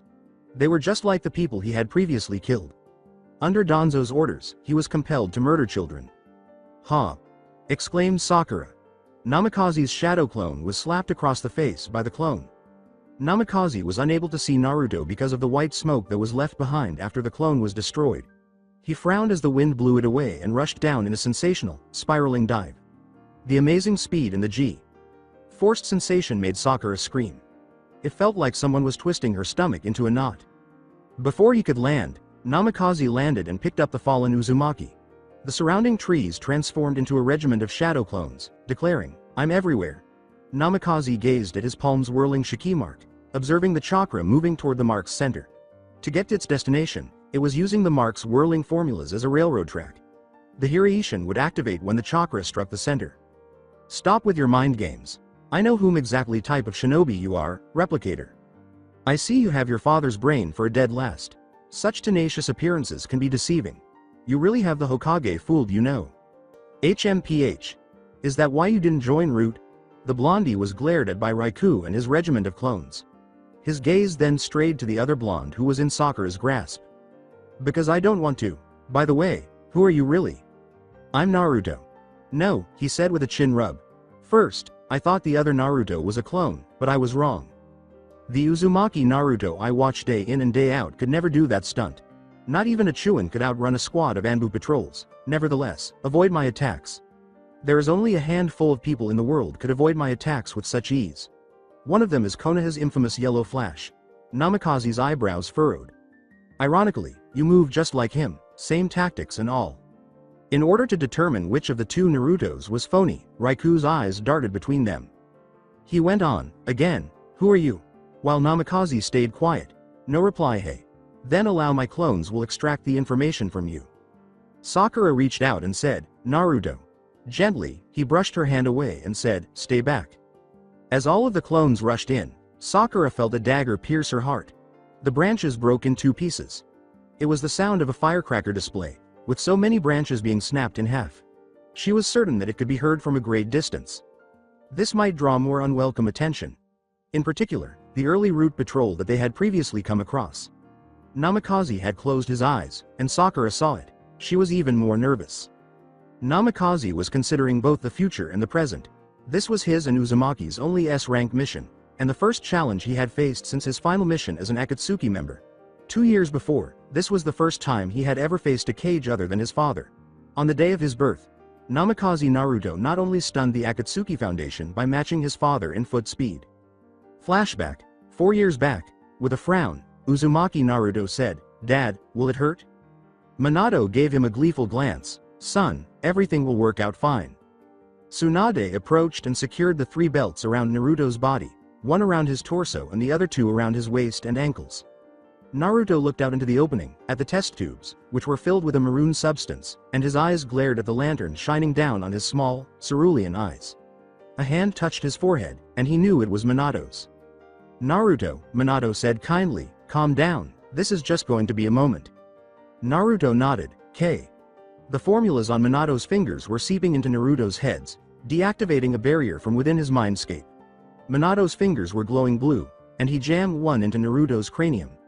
Naruto winced, his eyes twitching with the slightest affliction, and then all he saw was a black curtain, fading into oblivion. A beam of light came spiraling down from the heavens, and he squinted, shielding his eyes from the light shining into his face, and waited until either his eyes adapted to the light or it dimmed down a little. The world was empty, and the far inner corners of his subconscious mind were all darkness. Even with night vision or the Byakugan, he couldn't see the landscape he was traveling through. The white luminous staircase was transparent, like in a spiritual form, and Naruto tested it by placing one of his feet on one of the stairs. To his surprise, it was physically solid. Naruto used the staircase to reach the top, which took him about 10 minutes, and the whole time he'd been sauntering up, it felt like he was walking on a glassy floor. Naruto relieved his hands from his eyes so he could examine the light in the shape of a spiraling staircase that led up to nowhere. To his dismay, it was the same as Bello when he arrived at the upper level. Below, the illuminated staircase disappeared into thin air, and Naruto felt a chill run up his spine from his legs to the lower part of his back. He was unable to see, but he knew he was in a flood that was no higher than ankle level. Suddenly, torches appeared on either side, frightening the living daylights out of him. Naruto was in a corridor that was completely flooded, with cracked walls that were likely the result of erosion. As he walked forward, he noticed a spray painting of the word, "Beware," and a huge iron gate that could have contained a 2-story house. A burst of hot gust was exhaled from the gate and swept into Naruto, who whimpered and raised his dukes to shield his face from the hot, humid air that was making his forearm and legs feel like they were being charred by a wave of fire. His sense of smell had returned. 2 crimson dots were staring down at him through the iron bars, and Naruto felt a sly feeling hit him in the gut. As he approached, he could see the slits of a fox's eye, and a set of big teeth gritted. He could hear her growling from outside the cage, and it was a ticking sensation. You there, the beast bellowed, bring on over. Closer. Naruto obeyed, but proceeded cautiously. When Naruto was within 5 feet of the gate, he saw a paper fuen in the center socket that held the 2 separate sides of the gate locked. But while he was busy studying the seal, a huge, towering claw swung at him, and he managed to dodge it by doing a backflip in a split second, narrowly avoiding the outstretched palm of the beats. Maybe the prison held him in check, or maybe his ninja training paid off, but either way, Naruto was excellent for not being fox food, as he had a clear view of the monster's face. Wasn't for this wretched prison, holding me back, I would have grind your bones and devour your flesh. The 9-tailed fox is you, Naruto all spoke at once. The Biju, hungry for human flesh, hissed and snarled beside the bars. What are you looking for? He's here for me. Another Naruto appeared out of nowhere, and at first, Naruto thought it was his image reflection, like looking in a mirror. This Naruto was completely nude, and he pointed out the naked version of himself. The Kyuubi growled but said nothing more. You're me, and I'm you. Flash. Stepping, the nude Naruto clutched the original in his arms. Finally get to know you, Uzumaki Naruto. Who do you pretend to be? I'm Namikaze Naruto, your other half. It felt weird, like he was hugging Minato, but smaller, and Uzumaki shuddered under Namikaze's hold. He understood the sensation of a father's embrace and the love of a father. Perhaps this is comparable to receiving affection from a sibling or loving a brother. As long as I live, I swear, Uzumaki-san. Namikaze went on, you and Sakura-san will never suffer any harm. There was no way in hell that Namikaze was his second half, and he would prefer to think of Namikaze as his twin brother, but he was dumbfounded and terrified. Uzumaki was never very good with formalities. Will you? With absolutely no idea what to say next. I need to talk to 2-san and Sama first. I think that's the reason you're here. Uzumaki chuckled softly, see you next time. The Kyuubi watched in amusement as Namikaze's body broke down into shards of chakra bubbles, encasing Uzumaki. When that same black curtain put him back into sleep mode, his eyes slowly closed again, but the bubbles around him had taken the shape of Minato's old platinum cloak, which he had worn for the first time since graduating from the academy at the age of 10. With his eyes closed, Naruto returned to reality, but not as Uzumaki Naruto. Almost half of the Akatsuki were present, awaiting his appearance, with Itachi, one of the most formidable and fearsome elite members, being the closest to him. As soon as Minato unbuckled the restraint belts, Naruto leapt to his feet and scooted to his farthest side, allowing his father to sit next to him. The 2 Namikaze men gazed at each other, assessing and observing each other. The room's atmosphere rapidly changed, and Itachi was among the first to notice the growing tension between father and son. Minato gave Namikaze Naruto a warm smile and a pat on the back, although Minato found it a little awkward that Naruto was imitating his father's silly smile. It's finally getting to meet my other half, my son, at last. Minato's bones would have been crushed in an instant as Naruto's iron grip tightened around his father's wrist. So do I? Time froze as Naruto, with his other hand free, clenched it into a fist and hit Minato in the stomach, sending him sailing across the room and crashing into objects nearby. His body skidded out of control and was only 2 feet away from hitting the door. Instead of falling, the flying objects, papers, utensils, vases, etc. were floating. Before he knew it, time had been restored, everyone was deadpanned, and the room fell into a blind silence, with the sound of Minato's agonized groaning omitted from everyone's ears and eyes. Naruto ran, grabbed Minato by the collar, and threw him flat on his back. Naruto tugged fiercely on Minato's collar. Why? No answer. Why did you abandon me and Uzumaki-san? Cried Naruto. Minato took another blow to the fast, but he didn't try to block it. The glint in his painful eyes was a sign that he was mentally ill. From the outside, it appeared to be a simple frown, but he was screaming like a baby. As Kushina watched her husband get battered by their children, her heart felt like it had been broken into 10,000 pieces. Naruto. Quit. Kushina was caught in a bear hug from behind. She glared at the blonde Sanin brunette. Her lips curled and teeth gritting. Let me go, this instant. Tsunade's forehead also had a tick of veins that protruded. You idiot, don't get involved. I need to reach out to him. Putting his hand on her shoulder, Jiraiya intervened, saying, Your Highness, it is wise to see things unfold. I've known Minato for more than half his life. To me, he is like a son. He is skilled at what he does. Trust him. Tsunade saw that Kushina's shoulders drooped and decided to let her go. Kushina exhaled deeply. She could only observe grudgingly. But Naruto's punches were becoming less effective. That's it, vent your pain and suffering. Obliterate any resentment. I'm the sole cause of it. Minato's face grew larger. He was unable to see because his nose was broken and a lump was growing in his right eye. Naruto was at his breaking point and asked, "A.N. NDWH. Why did you experiment on me?" He was crying as he tried to find answers. Smiled. "You were never experimented on in the first place. I was willing to sacrifice my life to seal the Kyuubi inside of you, using the Shiiki Fujin before Sandame. Sama had stepped in. When you were just 3 days old, I have sacrificed half my lifespan and force to create you. By all means, cut your life expectancy and strength in half. The ultimate punishment I inflicted on myself for abandoning you and your friends is that I will die of old age by the time I turn 50, or if I end up KIA, your mother will undoubtedly become a widow." After releasing Minato, Naruto threw his arms around him and sobbed into his father's arms. Minato patted his back and kissed his son on the cranium while holding him close. "Everything will work out perfectly. Given that I've lost half of my life, it's also a gift to you and Uzumaki. Half of what I know is in your possession. Because of the Hiraishin's enormous memory, I was unable to replicate all of its knowledge, so I divided the experience and memory into 3 sections and sealed 2 of them away. You are responsible for unlocking them in the most profound area of your subconscious." For a few seconds, they stood in silence. How did I end up back there? The world seemed to have stopped moving. That, my boy, is a time and space nin. Jutsu, which I call it Auto no Gazo, after image, and it worked exactly as I predicted, Minato said, scowling but quickly concealing it with a laugh. You could outmaneuver any shuriken, kunai knives, and shrapnel from exploding tags, according to my design. Those who are not trained enough will obviously not see you at all, but you move so quickly that your body leaves a trail of several holographic images of yourself for astute eyes to follow. Minato was ruffling his hair when Kushina approached them, tears streaming down her cheeks. Minato let go of Naruto, who flinched, daring not to look at his mother directly, instead glancing at his bloody hands, which were stained with his father's blood. He expected to see a furious wife glaring at him, but instead he saw her crying, her face dripping with tears. His heart was pounding against his ribcage, and for a moment he forgot that his mother was present. The guilt of having to beat up his mother's spouse in front of her made him want to end his life. K.Ka.Sa.Ma. I apologize. As she embraced her son, Kushina remained silent and said, "No, I'm the one to be sorry."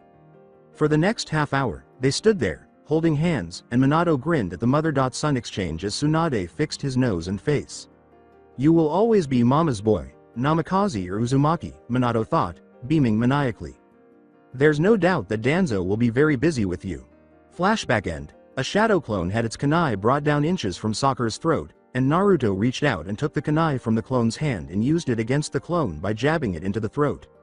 Namikaze looked out into the distance at 9 o'clock, and he hurtled at them as trails of his transparent images that mimicked his every movement started to increase rapidly. Just like 4 years ago, the world had frozen as if someone had pressed the pause button on a remote control. Namikaze cocked his head to the right.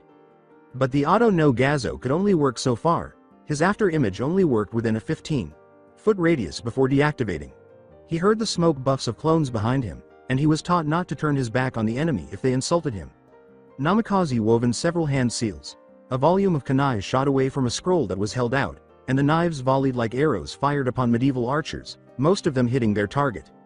Namikaze used the smokescreen to conceal himself while prowling like a hound, then he reactivated the Auto no Gazo. He moved easily behind the closest clone and slit his throat, then he quickly jabbed the kunai in the next clone's gut. He pushed off the clones just in time to counter the hand that reached for his throat, grabbed the hand, and performed a circus twirl, which enabled him to move behind the clone. Using the wrist lock technique, Namikaze pulled counterclockwise, and the clone's neck snapped into 2 pieces, but the clone and the others remained frozen standing with no signs of blood or cuts appearing on the shadow clones. Before the Auto no Gazo deactivated again, Namikaze retraced his steps to the location of Sakura and Uzumaki, cutting down the remaining clones in a straight line. He was now panting and gasping for air, and this time he was able to witness the gory scene of his handiwork, as blood began to gush out of the first clone's throat like a water fountain of red mist. However, the clone dispelled into clouds as it fell lifelessly, and the same was true for the others. Amazing. What about your girlfriend, though? The replicator chuckled from a remote spot. Sakura was being approached by a boomerang, and Namikaze's eyes widened in horror. Haruno.san. Get out of your rear. He ran as hard as he could. Namikaze remained out of reach. Sakura's eyes were not trained to see what was coming at her, so she was holding Uzumaki when she heard something coming from her right. Whoa! The gleaming shiki on his palm signaled the start of the countdown to the Hiraishin, which would return him in less than 5 seconds to the kunai he had dropped in the stream, leaving Sakura and Uzumaki stranded if they hadn't made body contact by then. The auto no Gazo had activated when a lump formed in Namikaze's throat as the boomerang was within a foot of hitting Sakura in the back. His Superman reflexes froze the boomerang in place, but it was not slow enough as each step he took. The boomerang inched its way toward Sakura, and by the time he was within touching distance, all the color had disappeared from his face. It appeared as though the boomerang would reach Sakura before he could place his hand on her, so he had to close his eyes and hope for the best. Quicker than the speed of lightning, Raikou came out of the shadows again, his eyes sweeping the area, his lips straightening as he stomped the dirt in frustration, interrupted for a moment by laughter, as though he was having fun. Minato, that's your secret weapon. In the upcoming years, this will be fascinating. Explosions and beams of plasma lit up the sky. A drone was being pushed out of the smoke from inside. The robot was destroyed by a uni beam that emerged from the smoke. Then, it seemed as though someone had switched on a radio. As several missiles arrived, the song Eye of the Tiger began to play. The regiment of flying spider drones was then promptly disposed of. From Oahu's eastern side, more Zodiac robot drones were arriving. Iron Man emerged from the sea of smoke. He started using Repulsive Ray, his fundamental offensive skill, from the palm of his gauntlets. The regiment was neutralized by the time the Eye of the Tiger Sun was done. Iron Man said, "Good afternoon workout. Jarvis, got reading on any activity?" The AI Jarvis tracked any adversaries using the satellite's radar. "It appears that Zodiac's minions have all been neutralized. Congratulations, sir," Jarvis replied. "Right, I have a date." Iron Man passed over Honolulu's downtown. Many yell as they watch him arrive. He gave the Shaka sign and waved to the crowd. Jarvis was on the other end of a cell phone call as he crossed the Ala Moana shopping center. Tony glanced at the phone type that the caller was using on the navigation dashboard. It was the iPhone 5, Apple's most recent release. He recognized the caller by looking at the caller ID. "Tony, where have you been?" Virginia screamed. "I've been waiting here for like half an hour." The situation was very complex. He began thrusting as fast as he could after hearing her growl over the iPhone. "How so? Saving Hawaii from a full-scale invasion. TCH. If you're not here in 1 minute, I'll leave." "Roger that, Ms. Pepperpotts." He gave himself a salute. Or shall I say the future Mrs. Stark? He could hear her laughing. He grinned. Virginia said sultrily, "Don't count your eggs before it hatches, Mr. Stark." Near Diamond Head, Iran Man had reached a beach house. He started to hover over the land platform and descended gradually. The jet thruster on his robotic boots and gauntlets turned off as soon as his feet touched the ground. Tony's suit of armor began to come off as Jarvis' arms began to emerge beneath the platform. Tony wore 2 Japanese wooden sandals, $400 sunglasses, a gold leaf colored pair of surf shorts, and a maroon aloha shirt. A brunette with long red hair wearing a 2-piece black swimsuit on the sandy beaches of Kahala. She had curvy hips and light amber freckles on her cheeks. Compared to other white women, her skin tone was average. He sarcastically asked, "On whose authority, Mr. Pepperpotts?" Before running at full speed, she hung up the phone and let her iPhone fall to the sand. Tony almost got tackled, but he managed to keep his balance and scoop her in her armor by using the ball of his right foot. In midair, he threw her around 360 and brought her down while kissing her. After just 15 seconds of kissing, she gently pushed him away. Glaring at him, she placed a hand on her hips and said, "Do tell me that you flew from Japan, wearing this." She pouted, "What if you get the flu or a cold?" With the exception of those Zodiac savages, the man must improvise on a very tight schedule. Such vile, mass destructive abominations. And to believe that I am to blame for the creation of their forebears. She cupped his chin and said, "You're not at fault. It's in the wrong hands now. But, hidden away inside that thick skull, they will never be able to learn about Iron Man. Nay, I've got a souvenir." The kunai had such a battered scroll on the hilt that he took a black 3-prong out of the back of his shorts. He winked at her before puckering his lips. "One of Japan's antiques that is worth billions." Virginia laughed. "May we resumed?" "Oh, mister. You're unique at all times." When she opened her eyes, she discovered that Tony Stark was gone like the wind. She had closed her eyes and leaned her head forward, but to her surprise, she felt no lips, no warm, moist skin covering her lips. How about Tony? Somewhere in the moon land. Unknown beach. Sakura's eyes trailed to her wife's breast, and Hinata's eyes were splashing salt water onto their faces as they cuddled into a ball and kissed passionately for a minute before breaking away. I wish I had your size, Hinata. Hinata reddened violently. Sakura.san. I like them. Naruto.kun must have liked them as well. A voice behind them remarked, at least these are bigger. A man in his early 20s with blonde hair and 6 whisker markings, 3 on each cheek, arose behind them, and Sakura yelled as a hand caressed her butt. He grinned cheekily. Sakura, the pink-haired Kunoichi, spun around and struck his skull with her fist. Baka. I've told you repeatedly not to do that in public. Naruto massaging his aching head. He gave her the thumbs up, saying, last time I checked, this was a private resort, Datbeo. She muttered, Baka, while holding one of his hands. Will you take action regarding Sakura? Chan, Hinata. Chan? He sulked. Hinata laughed and said, yes. Yes, you can. Holding his other hand, Hinata said, come here and kiss us. The girls were pushed farther back into the ocean with the waves, towering over their heads, their eyes fixed on the shoreline where their husband was lying prone with someone draped over him, and Naruto smiled evilly as the three leaned in for a kiss, but something fell between them. Something was pressing against Naruto's lip, and he assumed it was one of his wives. However, when he opened his eyes, he saw that multi-billionaire Tony Stark was standing on top of him, and horror filled those cerulean eyes like nothing he had ever seen. From miles away, screams could be heard. The tower was just 50 meters away, and Root was right on his tail. He looked over his shoulders to gauge the distance of the patrol behind him, estimating it to be about 20 yards. Senbons volleyed out of the misty abyss, and a few seconds later, he heard pecking sounds. Namix dared to look over his shoulders and saw that the three was pricked with Senbons, giving it that porcupine look. Namikaze sighed, and Sasuke was starting to come to.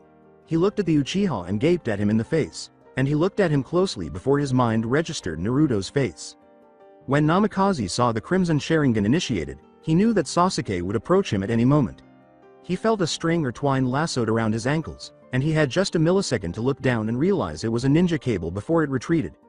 Namikaze stumbled and fell violently on his stomach. He grunted and looked forward to Sasuke being airborne. Sasuke showed no sign of anger anymore as he simply stared at the helpless clone with both legs tied together. Leave. Hurry, Ahaya, the tower is up. Nice knowing you, Dobi. Sasuke watched as the clone's body was wheeled into the misty abyss like a fish on a hook, never to be seen again. Nice knowing you, Dobi. Sasuke ran as hard as he could, hearing projectiles flying in his direction. The stairway was within 5 paces, and he could taste it. Victory. It was within his reach. As he took the last step to the door, shurikens hit the door frames, and a few of them managed to graze his left shoulder, but nothing lethal. Sasuke grunted as he applied pressure to his injured shoulder. As he silently ascended the stairs, he was surprised to find 6 of his old classmates waiting for him in the hallway. The boys sighed and threw a fit, and Ino's eyes glistened with pink and purple hearts, her heart pounding, and her cheeks a light red. Kun Sasuke. Shikamaru thought she was going to cry, but she held it like a big girl and threw a glare at the troublesome Uchiha. Ino ran up to him, jumped his back, and wrapped her arms around his chest. To her dismay, Sasuke grabbed her 2 arms to break her grip on him. Ino fell hard on her back, and for a brief moment, Shikamaru thought she was going to cry. Nara, did you say anything? Sasuke gave him a fierce look. Did I just say it aloud? Shikamaru's eyes were wide open as though he had actually seen a ghost. With a sigh, Shikamaru said, troublesome. Speaking of the Orange Devil, is there any chance you've seen Naruto? Kiba inquired. Why even inquire? The Dobi has vanished. The Anbu have taken him away, Sasuke declared with pride. The 5 knew that Naruto was the one responsible for the explosion that rocked the tower from outside. Shikamaru nodded, and Kiba looked at him. Kiba grinned and said, or the knucklehead has outwitted the Anbu. Sasuke grunted, HMPH. When he threw the kunai into the stream, as he had predicted, it was skimmed away by the current, but he never imagined that it would be swept into the deep, and they were submerged quite profoundly. He glazed at Sakura, who was at her limit. Namikaze looked up as he could make out the orange specks of light on the surface, and he followed it, which led him to land. Sakura coughed and panted as Namikaze pulled her out of the water. The water was very cold, and the 3 were going out of control. But Uzumaki stayed still and continued to breathe.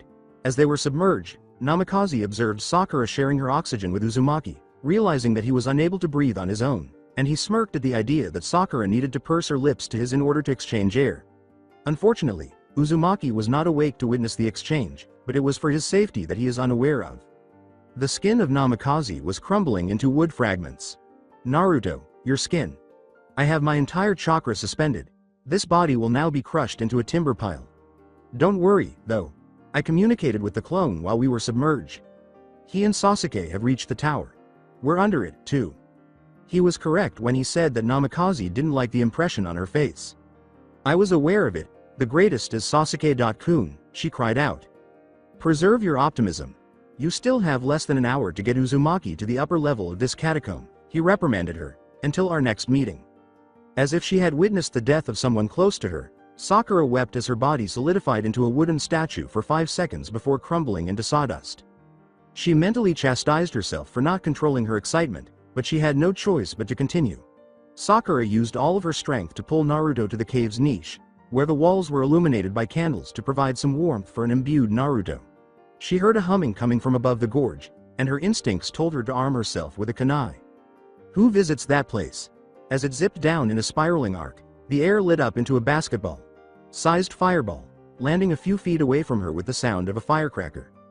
At first, Sakura thought it was a roaster, but then she noticed that its colors were a combination of ruddy and gold, with the upper body, wing, and tail being scarlet, and the lower part of its body being a pure gold hue of feathers.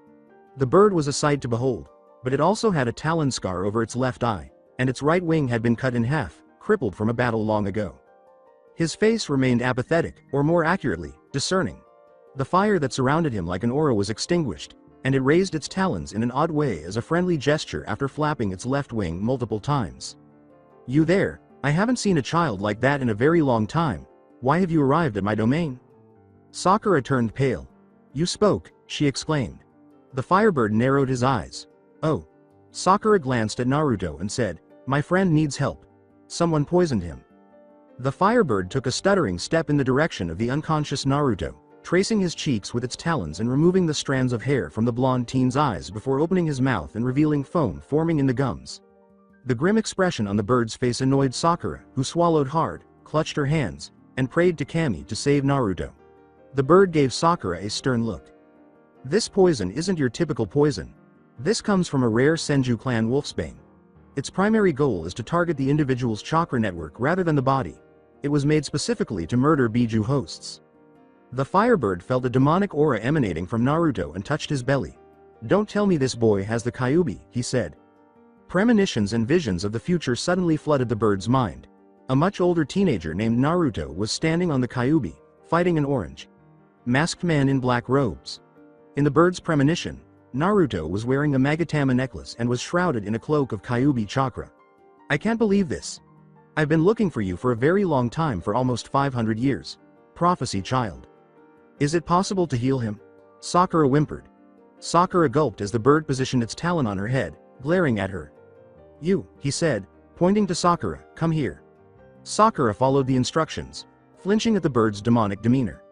Future visions poured into the bird's mid. Not possible. You will fall in love with the new sage, Sakura said, gazing at him in wonder. You are her. What? She yelled frantically. I'm a guardian of the salamander contract and my duty to give the contract to you.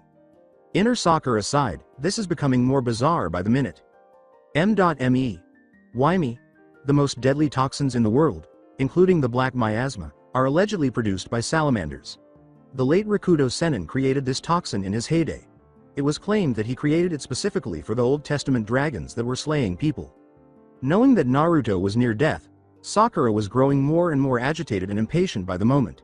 She had no intention of listening to this elderly geezer, so she brushed the hair away from her eyes and turned to glare at the bird. None of that matters to me. I just hope Naruto gets better. I'll look for assistance elsewhere if you won't help me. Perhaps another time, the firebird said, hissing and flapping his wings to interrupt her. Since I am a phoenix, I can quickly purify and eliminate any poison on Earth with my elixir made from fresh tears. However, as I've gotten older, I've lost that ability. All hope was lost, Sakura thought. Naruto was going to die a slow death, and the worst part was that she never had the chance to thank him for saving her life. Instead of using him to get Sasuke on the team, she was willing to make amends by offering him a date, and she also wanted to get to know him better. She was willing to spend the night at his apartment to see how he lived, eat, and slept. From what she had heard, his house was like a pig pen, and she wanted to experience his way of life for one night, whether or not Naruto ended up becoming her teammate. Sakura sniffled as tears streamed down her cheeks, raining with eternal culpability that would never be resolved, even though she had no intention of sleeping with him or even harboring any intimate thoughts of Naruto while she was staying at his apartment for one night. She confessed that it felt good, but her stomach felt jarred. The color of Naruto's face was turning blue-berry, and the foams dripping down his two chins grew. Sakura brushed them off with her thumb, smudging the side of his cheeks. However, there's another alternative, but it will be tricky and dangerous for a youngling such as yourself. Sakura wiped the tears from her eyes, which were full of resolve. No matter what dangers lay ahead, at least she could make amends for the past.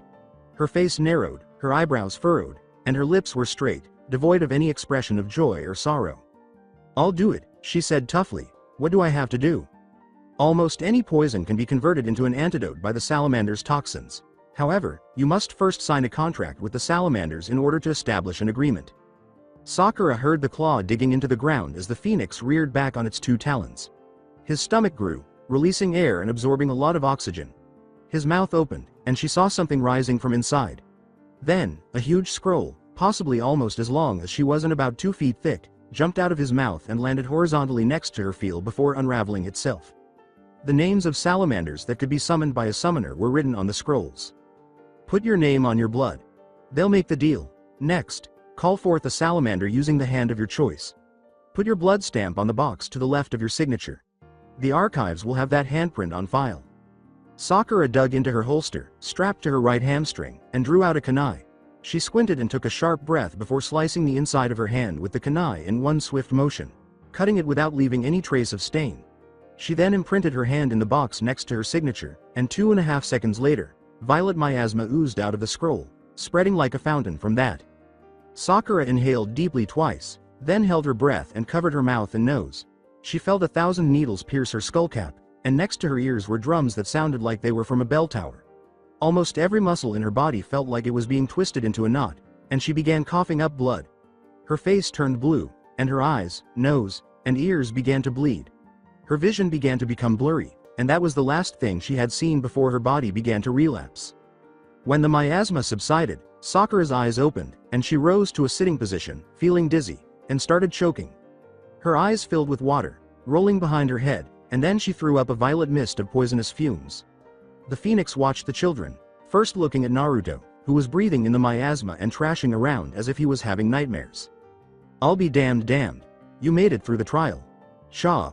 When this is all over, remind me to kill that bird." Inner Sakura let out a furious roar. "I agree with you, but remember that he would assist us." "How about Naruto, though?"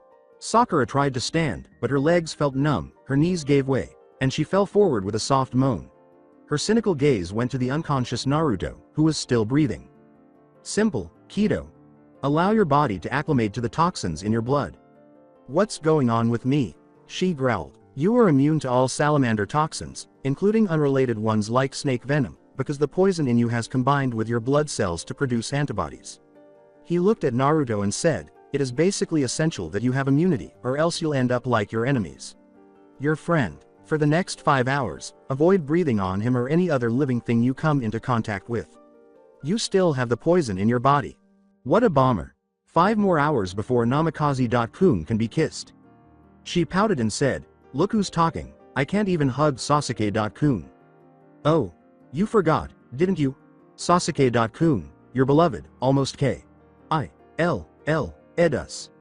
I can change him. We just need to be on the same team. Orochimaru. Sama is to blame for that. You heard him yourself, too.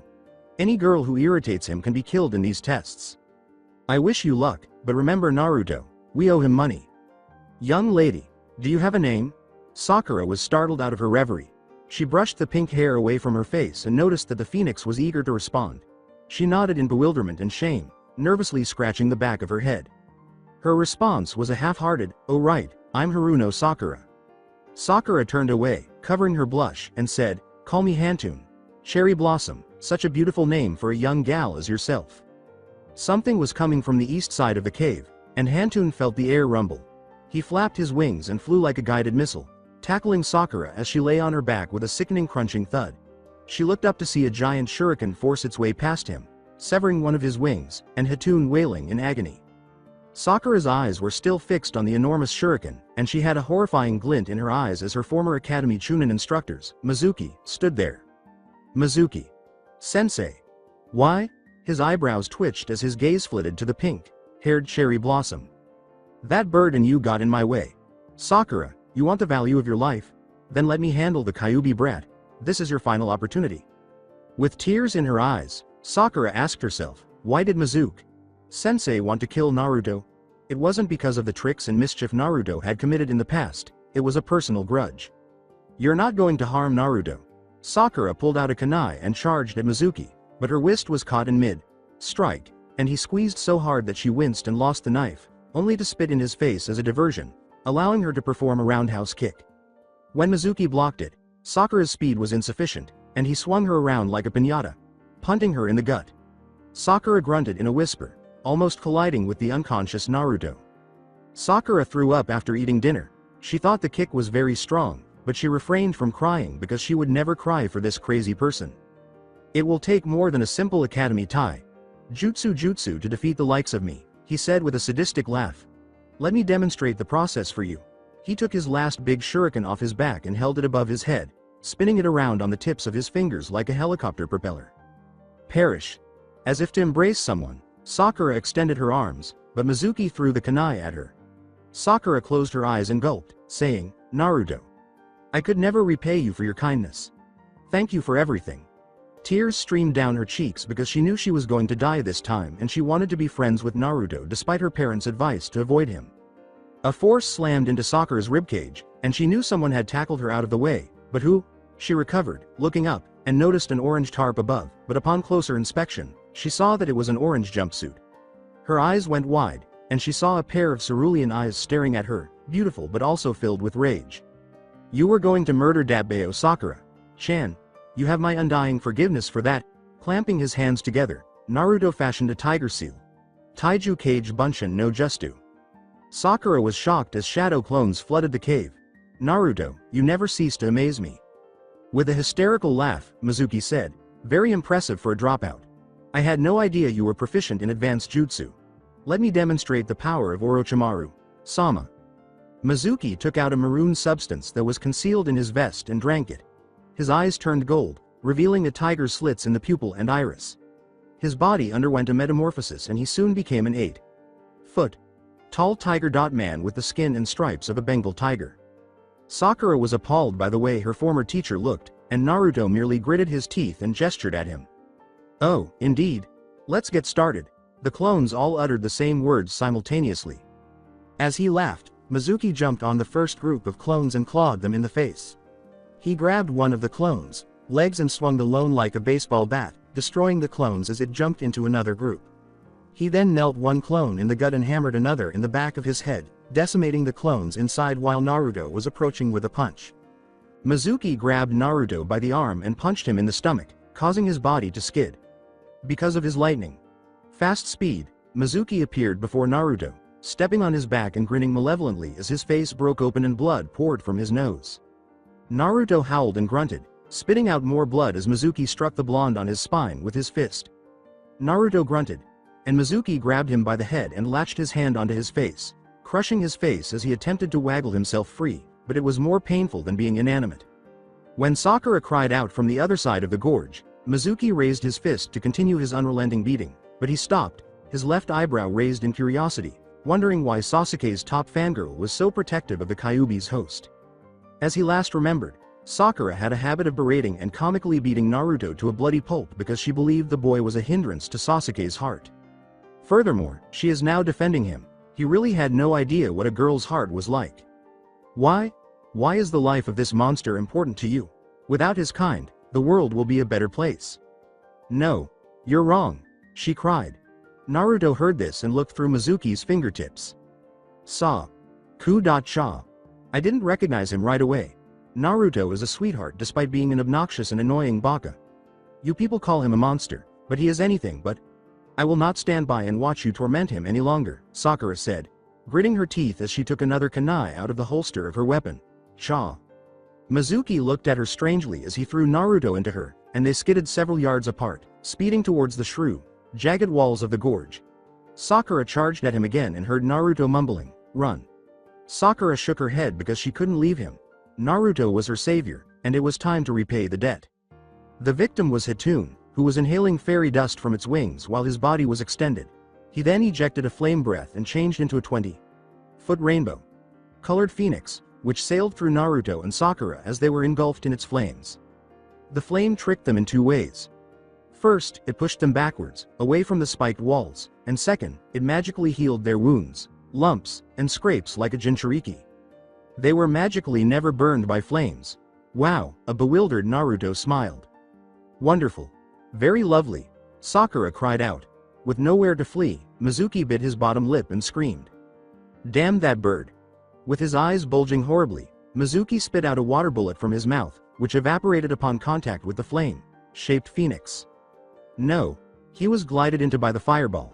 As Mizuki was being burned alive, Sakura and Naruto turned away. Sakura was horrified by Mizuki's screams, and Naruto was accustomed to hearing someone who was dying from years of missions with Minato. After the screaming stopped, Sakura moved to Hantun, who was clearly dying, and new tears streamed down her cheeks. Don't give me that look. With a faint voice, he said, my time has finally arrived. I've used up most of my abilities and outlived my life to protect the salamander contract. He coughed. You too will be fantastic in your prime. Hantun. Sama, don't talk. Don't use too much force. Sakura gathered a dying person into her embrace. Nice. Naruto smiled, a talking bird with fire. Stop talking, Naruto. Do you not see that he is dying?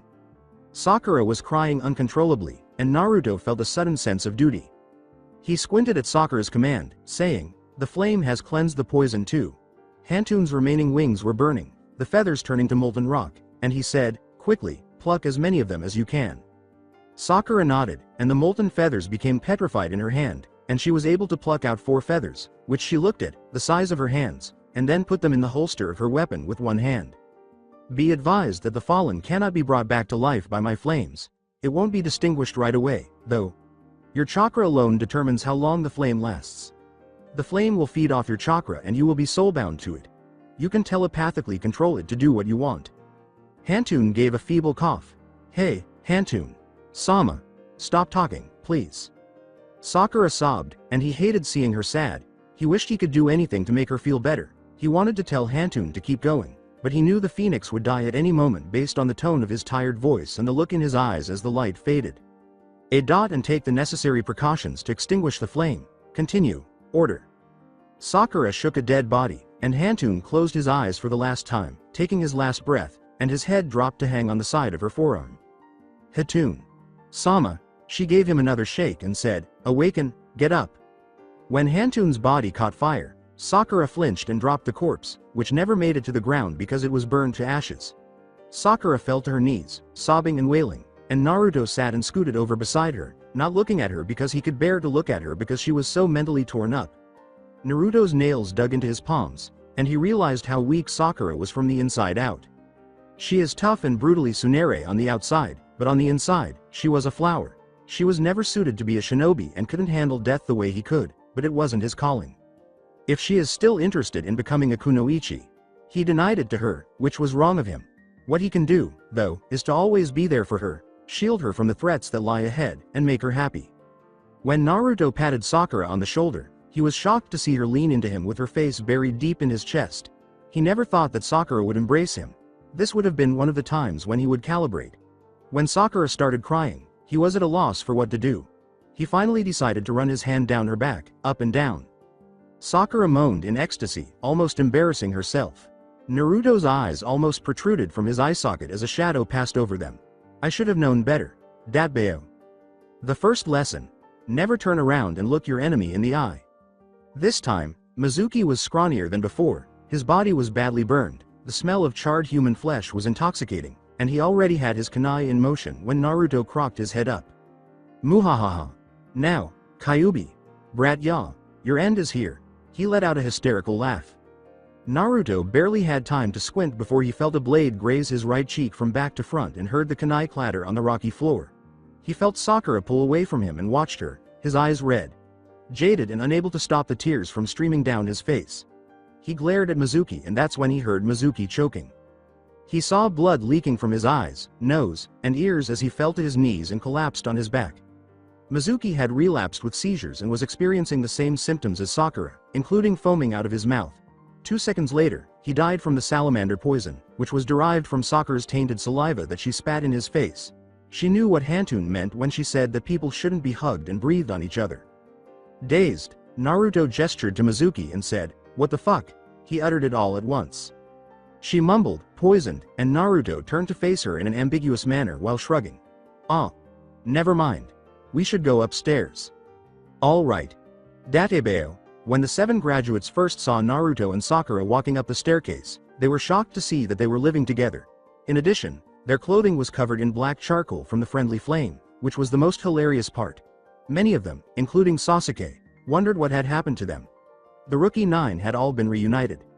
Even so, the 9 rookies gathered in their rooms, and Sasuke mocked the fact that he would be spending time with Naruto and Sakura.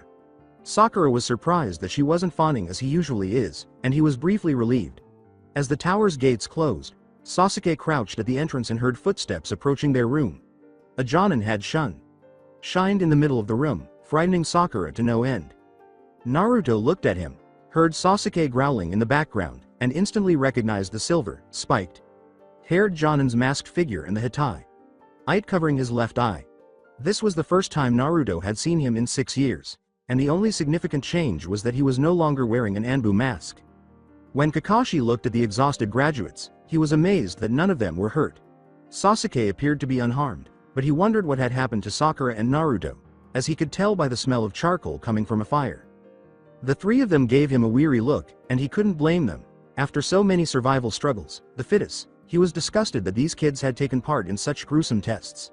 Kirikager was ranked as the most virile and brutal exam between the 5 great shinobi nations, and Konoha's genin exams came in second. "You guys have been through hell, based on my initial impression."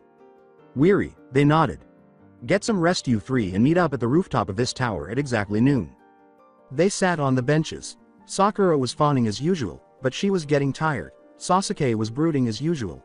Naruto was completely silent, and Kakashi was leaning on the roof-top rail, reading an orange cover book, which he flipped closed and placed in the holster of his weapon. He grimaced, wondering what he had to do next, but he had to finish the introductions first. "Let's assume that the 9 of you are divided into 3 teams before we start the introductions. We're Team 7. Kakashi squinted and nervously scratched the back of his head as the 3 of them sighed with exhaustion. "All right, let's introduce ourselves. What are you trying to find out?" Sakura inquired indifferently. With a sigh, Kakashi thrashed his arms and asked, "What about your likes, dislikes, future dreams, and things like that?" Naruto gave him a questioning glance. "Hey, how about introducing yourselves first, Datebeo?" She shot back, "Yeah, you look kind of suspicious. Hitaki Kakashi is my name." Sensing their displeasure, he pretended to cough. "I don't want to tell you what I like and don't like. Dreams for the future. I have a lot of interests." Naruto whined, "Wah." She whispered, "All he told us was his name," and Naruto nodded. The cherry blossom caught the attention of Kakashi's Cyclops eye. "You first, Pinky." Sakura grinned and said, "Hello, I'm Haruno Sakura." She looked towards Sasuke and said, "My likes are. My dreams are." She blushed, and, "My goals are," she squealed. "Girls these days only think about boys more than ninja training," sighed Kakashi. "What is it that you detest, Naru?" Sakura had stopped herself by covering her mouth with her hand, and she looked at Naruto for the first time. She could tell he was frowning, and she could never say that now after everything he had done for her. A person who calls someone they love a monster. Before clearing his throat, Kakashi wondered what had caused her to change her mind. "Okay, Blondie, you're up. Trust it, my name is Naruto Uzumaki. The host of 9 Tales and the Fabled Crimson Fox, Datebeo." Kakashi shook his head. "Naruto, that's not something to be proud of. Ichiraku Ramen's ramen is good. Even better, Uruka Sensei covers the cost of my ramen. The 30 seconds it takes to warm up an instant noodle is something I detest. Additionally, I detest hanging and washing my clothes." Everyone thought he was a fool. Does he only talk about ramen? Kakashi perspired.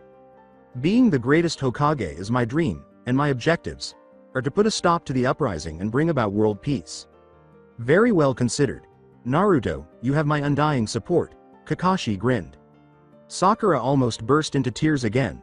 "Oh Naruto, I hope you don't have to kill your parents to accomplish that. HMPH. Moaned Sasuke. How about you? Kakashi gestured toward Sasuke. Uchiha Sasuke is the name. I don't like a lot of things. I'm not dreaming. I'll see it through to completion. I'll murder some people, and I want to bring the Uchiha clan back. He scowled. Naruto winced, hoping he was referring to me.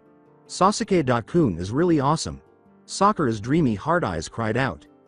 When you need Namikaze-kun, where is he? I was lucky to get an Avenger. Alright, let's get that out of the way before I give you guys genin privileges. I need you three to do something for me. Now what? Naruto grumbled. Baka, I apologize, sensei, she said, striking Naruto over the head. She reminds me of Rin, but with Kushina. Sama's temper. Kakashi gave me a half-hearted smile.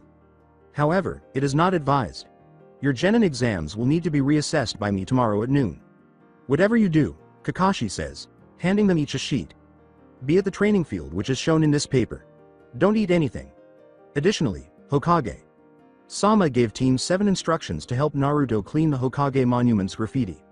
All three of you will have to return to the academy if you don't comply. I'll see you there shortly. Sasuke and Sakura scowled at the prankster as Kakashi waved and teleported himself out of the tower using a shunshin. Naruto. Oh.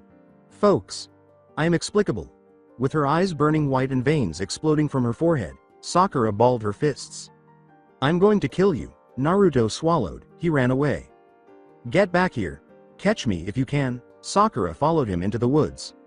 After having to scour the faces of the statues on Hokage Monument, Team 7 got together for training the following day. Sakura continued to pursue Naruto throughout Konoha, never letting him off the hook. Luckily, Naruto survived the assessment unharmed. To determine who would be weeded out, the evaluation was a bell training exercise. For the three graduates, things were never that good from the beginning.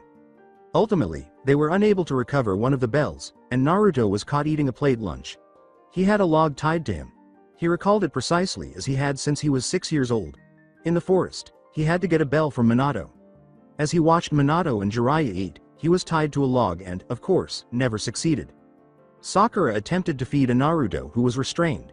They would fail, Kakashi warned, if they fed Naruto. Sakura was apprehended while acting. Unlike his two teammates, Naruto was, to put it mildly, not intimidated. This was all about teamwork, if his guess was correct. When Minato had given him his lunch, he had discovered this lesson. He was told by Minato that he couldn't do everything by himself. He would also have to depend on others. Working as a team is crucial in life. However, the three received their headband as a reward for passing the assessment. Their first mission was a D rank the very next day. It was just a chore mission. Clean the restrooms and training areas at the academy. It evoked disgusting memories of his time spent with Akatsuki. In a role, he was required to complete 45 D rank tasks. When he was 7 years old, he had a tantrum on the 45th, and he was subjected to a Mama Tsunere's taunting. Even the office desk was punched in half by Kushina. He also never acted in the same confused manner toward Danzo because he was aware that doing so could compromise the covert mission. He had to summon Namix in his place most of the time to ensure he didn't cross the line. Additionally, Naruto was able to control his childlike behavior when they received the call that they were needed for a B-rank mission in the Land of Waves, despite receiving reprimands from Sakura and Iruka during the mission briefing. They were assigned to accompany Tasuna, a middle-aged bridge builder from Nami no Kuni, to the Amikager no Sato suburbs. Because of the friendship between Danzo and Hanzo, Konoha and AIM got along well. They were attacked en route by Chunin rogue ninjas known as Kiri's Demon Brothers. A thin metallic saw tore Kakashi into molecules of his own flesh. Sakura stayed behind to protect Tazuna while Naruto and Sasuke incapacitated the brothers. When Kakashi eventually emerged from the shadows, he described how he had escaped the saw using a substitute jutsu and watched the battle from a hiding spot. Then Kakashi cast an odd glance at the middle-aged bridge builder. He never thought trouble would arise in a friendly area. Rogue ninjas and exiled shinobi were easily identified when they were seen between the lines that separate the Hai no Kuni and AIM. The kill zone is what Hanzo and Danzo like to refer to it as. As it turns out, Hanzo secretly employed renegade ninjas to kill the rest of Team 7 and capture Tazuna and Naruto. After Tasuna constructed the bridge, Hanzo set out to capture the Kyuubi that lived in Naruto. Sakura had been contacted by the Salamanders, who requested permission to train her for a week. Kakashi obeyed. AIM Shinobi, posing as a renegade ninja, was heavily attacking the rest of Team 7 during that period. Without the assistance of Namikaze Naruto, who was presented to Kakashi, the battle was impossible to win. Namikaze Naruto's speed, intelligence, and integrity astounded Kakashi. He and Sasuke drew the attention of AIM's female populace during their stay. However, by the time Namikaze returned to her team with 2 bodyguard salamanders on her shoulders, the females were more intrigued by her valiant efforts, which Sakura had overlooked. She was accustomed to seeing Ino in women, and she was swooning over Sasuke, but Namikaze was something else entirely. With the exception of a certain Hyuga heiress at home, she had never witnessed Naruto showing romantic interest in another girl. Her initial thoughts about Namikaze were purely platonic, but as time went on, she began to mentally call out to these bimbos. Furthermore, Namikaze appeared to be a valuable exotic item that was very hard to find on the market. She had been annoyed by the way they fawned and attempted to fling themselves at him like whores. In particular, when Namikaze politely attempted to convince them to retreat. Antipathy and jealousy hit her like a bunch of bricks. Her heart hurt. She longed for him, but she also liked Sasuke, so she wasn't sure if it was the right course of action. Both of her teammates have captured her heart. However, she has a filial relationship with Uzumaki. Akatsuki had already discovered Danzo and Hanzo's trap during their stay in AIM, exposing Naruto in the opening country, and Hanzo was serving as both an informant and a spy.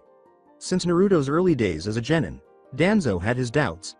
The genin exam was created to be passed by the 9 surviving graduates who had not yet made it to the tower. The tower was a given, and whoever built it was responsible for keeping an eye on it. No genin has ever reached the tower during his rule. For the Konoha 9 Rockies, or K9, this caused controversy. It was still unclear how they got past and destroyed some of his Anbu root division. He surmised that either things didn't seem as they seemed or the kids had outside assistance. Sending the Rockies out into the world and keeping an eye on them from a distance was one way to ensure that. This didn't require him to use root. To spy on the kids, he has leaders from several small countries that he has either allied with or subjugated.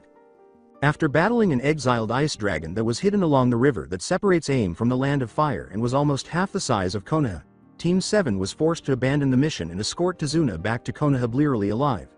The mission had descended into a full-scale battle with AIM. Sakura summoned Ibus from the fighting side alongside Naruto and Sasuke, in addition to summoning Gamabunta and Manda.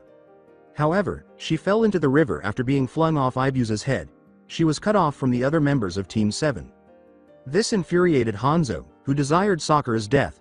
There was only space for one salamander on the planet, and since he was a boy, he would be damned if a young girl interfered with his legacy and title. Sakura was isolated from the other members of the team. She wouldn't have been protected from Hanzo's fierce katana slashes by her salamander bodyguards, Hotaru and Senshi. Sakura would have suffered numerous cuts. Since there was no close quarters fighting, Sakura stayed out of sight behind the 2 amphibians.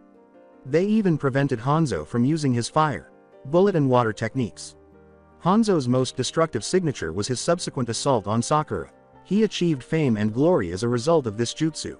He was able to create a powerful miasma breath by transplanting a salamander's venomous sac into himself, which was reportedly crucial to his victory over the 3 legendary Sannin. A miasma could disperse her bodyguards into a sea of toxic fumes, shielding her from harm. Thankfully, Sakura's antibodies were eliminating the poison in her body as easily as removing candy from a baby. It paid off that she was immune to venom and poison. Hanzo was confused and in disbelief. He had worn a mask because even he was not completely immune to the toxins of his own attach. Hanzo's unrelenting fire and water attacks had beaten Hotaru and Senshi's bodies until they collapsed, then vanished into clouds of smoke as soon as their bodies touched the ground.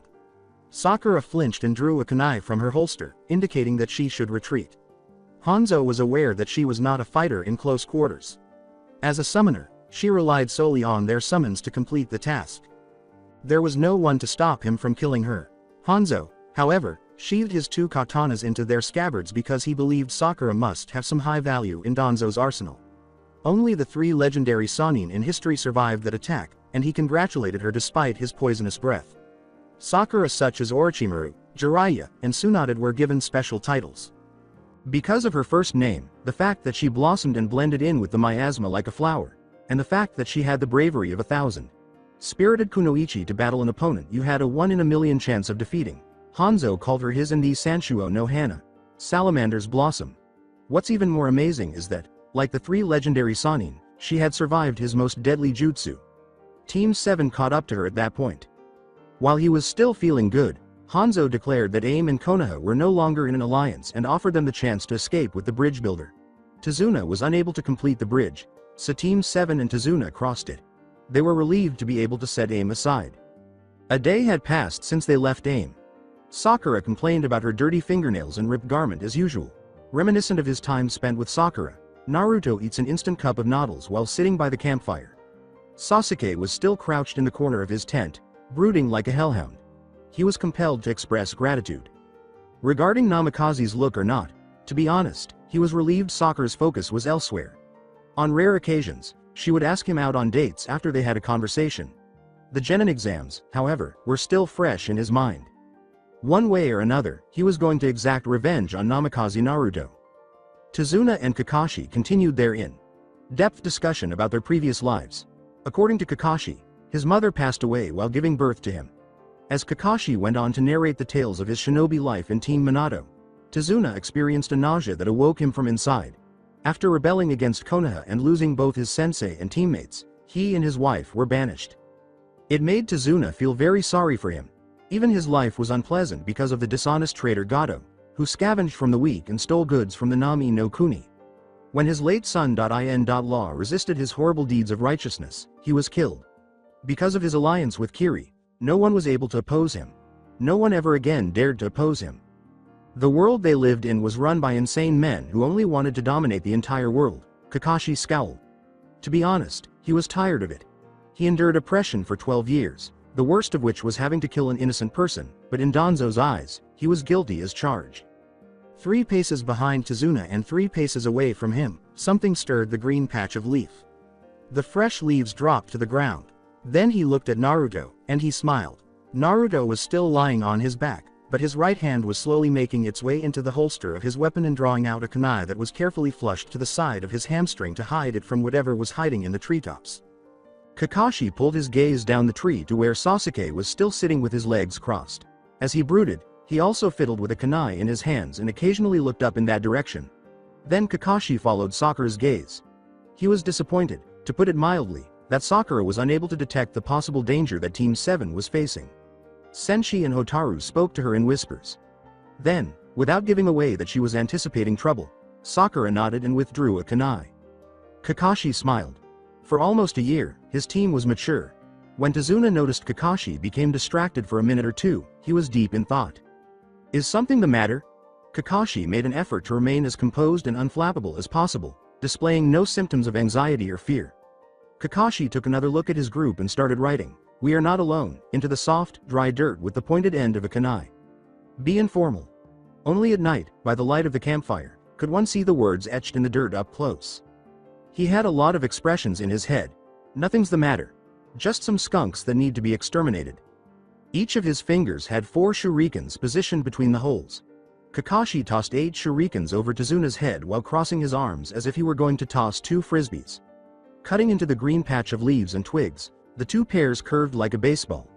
Around Tazuna, the 3 children formed a triangle due to the movement of the falling shadows. Sakura gripped the kunai tighter as she heard the sounds of metal clashing, sending chills down her spine. Like a kitsune, Naruto simply gritted his teeth. Usually, Sasuke maintained his typical mood of brooding. They deflected the shurikens toward them. But it wasn't directed at them. From the top of the tree, 2 figures appeared. The Akatsuki black capes with red cloud patterns were their attire. The ninja were recognized by Naruto as Momochi Zabuza and his apprentice Haku. Why are they in this place? Chan. Dad, what the devil is happening? Kakashi's gaze widened. If they're present, then. I was wondering when I finally get to meet the famous copycat ninja, Hatake Kakashi of the Sharingan. Legend says that you have copied over 1,000 jutsu with that eye. Momochi Zabuza of the Hidden Mist. It's a delightful honor to finally get to know Infamous, one of the legendary 7 swordsmen of the mist. Why are you here? Haku looked at a puzzled Naruto. He grinned gleefully. He almost burst out laughing when he saw Naruto's stunned expression.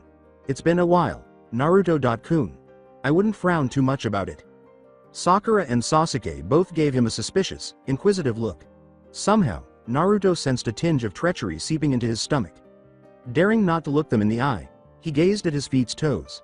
Since they were still in the academy, he was aware that they were aware of Akatsuki and the Konoha rebellion. It means nothing to hide it any longer your comrades, your true purpose as a Konoha genin. Dobi, what does he mean by that? Sasuke glared at him incredulously. Instead, Naruto turned away from Sasuke and sternly faced Haku, saying, there was no more reason to lie to my teammates.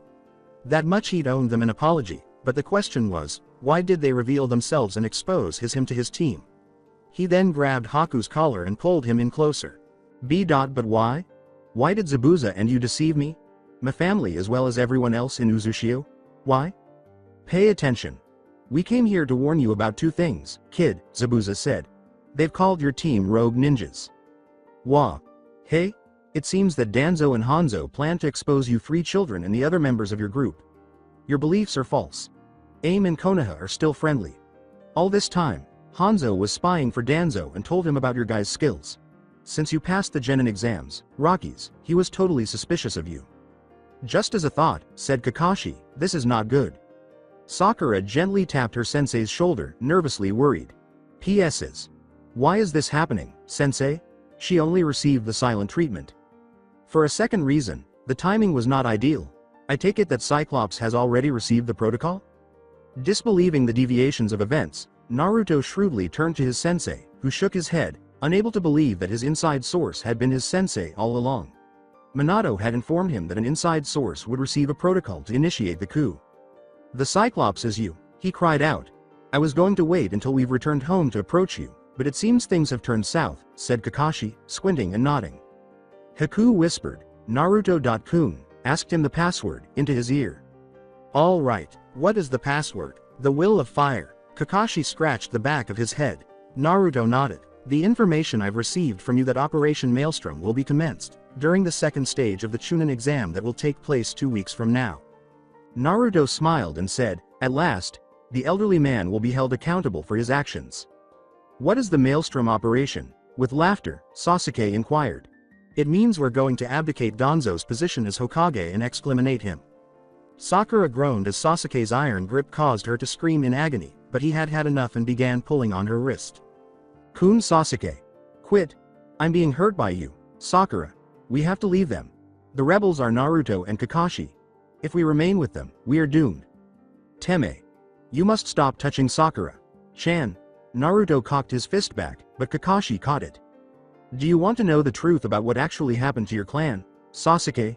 Your family can tell you everything. Furthermore, she has nothing to return home to in Konoha. By now, her parents ought to have arrived safely in the Land of Waves. Pay attention to what you two are saying. Nothing is as it seems. The Yondaime Hokage and his spouse have been the target of treasonous acts by the Godem Hokage and the elders. Stop staring around. Before our presence is detected, we must have left this place a long time ago. Nami no Kuni will be the meeting place. Tansuka is where it is. We're walking for a week. In order to create a Mokuton doppelganger, Zabuza took out 4 tablets that were obtained from the Senju Leafa tree. Sato Sunakager no. In the Land of Wind, where Sunakager no Sato, village hidden in the sand, was renowned for its man-made canyons that encircled the village like a fortress, and the most powerful weapon, the Shukaku, one-tailed beast Jinchuriki Gara of the desert. Nightfall was like winter. The cold gust had a way of seeping into your pores and making you tremble. A dozen made their way through the narrowed valleys as the night patrols approached the gate, and the first shinobi to usher them in Suna exchanged words. How are things outside? Every other night, nothing suspicious to report. Dude. Such action is what I'm dying for. Be careful what you wish for. One of the garrison commanders could identify the fat figure that emerged in the torches as Sasori, wearing his Akatsuki cape, slithered his way towards the gate, while the majority of the shinobi armed themselves with the standard kunai knife and several unwrapped ninhantos from their scabbards. The anonymous voice crackled through the gusty wind, and the sounds of jingle bells were becoming louder by the second. The red sand is it. He made a point. Go get him. The desert owl soared over Suna, and as it looked down, Suna was illuminated by explosions from where the slaughter had occurred. Sasori remained passive, raising his scorpion puppet tail and slinging it forward once the patrol was within striking distance. From the corner, the sound of metal slicing into flesh and men screeching in tribulation could be heard for miles. Iwakager no Sato, despite being a full-fledged Chunin, Kuretsuchi, the granddaughter of the Sadaime Tsuchikage, had to check in with her grandfather immediately after every mission that took place outside of the mountain ranges because the Sandaime felt insecure about her being out of his reach. Iwa village hidden in the stones was heavily guarded from Bello and sat on a mountain range. On this particular night, she simply entered the gate of Iwa. "Hey, Sano." Shiger gave him a wave. "Hey buddy, how are you?"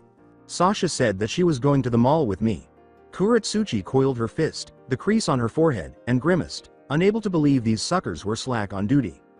"Hey, you two, I'll have my grandfather take money out of your paycheck the next time I catch you two slacking off," she said, pointing to the brothers. They bowed and said, "Forgive us, Kuratsuchi, Sama." People were running in all directions, possibly before they were cut by a man wearing a black cape with red cloud designs flying over them on a huge white puppet dove. A few buildings nearby exploded, and Kuratsuchi watched the man with the long blonde hair with a miniature periscope. She gritted her teeth as he dropped what looked like an arsenal of clay dolls onto the villagers. "Leave," she shouted as loudly as she could. Kuratsuchi gritted her teeth at the two brothers, terrified beyond belief, then cocked her head to the left and caught a better view of Didera waving his hand out at her before he flew away. It was too late. The clay doll exploded like explosives, decimating an entire district with 3,000 Iowa residents, all of whom perished within seconds. Those who had made it were mildly burned. As she looked at the bodies and remains of her village's residents, new tears were streaming down her face. "Didera, you were such a jerk." Sato Kurikagir no. In the evening, Yandaime Mizuka Yagura was humming like a child while taking a bath in a hot tub. Yagura had a body like a child and could be mistaken for one by others. He first created Kiri to be Chigiri no Sato, village hidden in the blood mist, for Konoha, which was demonstrated by a savage ritual. Unlike Konoha's genin exams, Kiri Academy would have to kill each other until they were all dead in order to graduate and become genin. According to reports, Yugara is a brutal leader. The renowned Fubuki Suikazan was one of the 7 swordsmen of the mist he had executed. No one save Momochi Zabuza dared to come into contact with him. Fortunately for Zabuza, he survived Kiri barely alive after disclosing a failed coup and assassination attempt on Yagura's life. He was never too fond of disloyalty to him and the village, and he made an example out of everyone he suspected or verified by disobedience. He had just finished taking a bath, put on his nightgown, and prepared to spend the night in the bedchamber when he arrived at the corridor, which was filled with mist. 2 shadowy human figures surrounded him, and Yagura grinned because he could see through the mists. Zabuza and Haku, in their capes, were waiting, swinging their swords at him, and Yagura moved deftly under and around them. "I see. Therefore, it appears that I will not be doing business with Akatsuki in the future. You'll wish you hadn't disobeyed me in the first place. I'll mail your heads back to the Akatsuki and decapitate you as an example." Sato Kamokager no after being countered by multiple octopus tentacles, the Matabi, two-tailed beast, swung its two near the Rakage Tower and pounced, its claws reaching out towards the eyes, which were in the middle of the bull's head and contained Killer Bee. The Matabi wailed as she sprawled into a nearby tavern, the villagers dispersing like ants, almost escaping being crushed to death, while the Anbu below were easily swatted like flies as the Hachibi, eight-tailed beast, maneuvered his left horn, which was still intact compared to his right, and rammed it through the Matabi's paw, goring it. "Yugito. Let's stop this commotion, baby," Killer Bee sang. With its mouth open, Matabi was on all fours, gathering its chakra into a dense sphere in the middle. "Biju bomb," Hachibi said, "not good. At this rate, she could vaporize half the village." They were struck by a very dense beam, and those who failed to escape in time were vaporized. Killer Bee used all of Hachibi's remaining tentacles as a shield, and when it made contact, a flash covered the entire village from a great distance, forming a gigantic mushroom cloud. Konoha. After 3 days. "Yusei Uzushio? It hasn't existed for almost 30 years, Danzo said, crossing his fingers. "That was ensured by my men, with some help from Kumo and Kiri. 6 years ago, I dispatched a team to search the Uzu fields. There is no such island. Because it's been cloaked," the black-hooded man said, wearing a black cape with a hood over his head, and an orange mask with a black swirling design covering his face. The mask only had one eye socket, which was primarily for people with one intact and with light, such as this man, who only had his right eye. With pride, Danzo cupped his chin and considered his next move. Nearly 11 years have passed since the last time the rebels were seen in Nami no Kuni. If you're right, I'll have all 4 countries bending to my will in no time.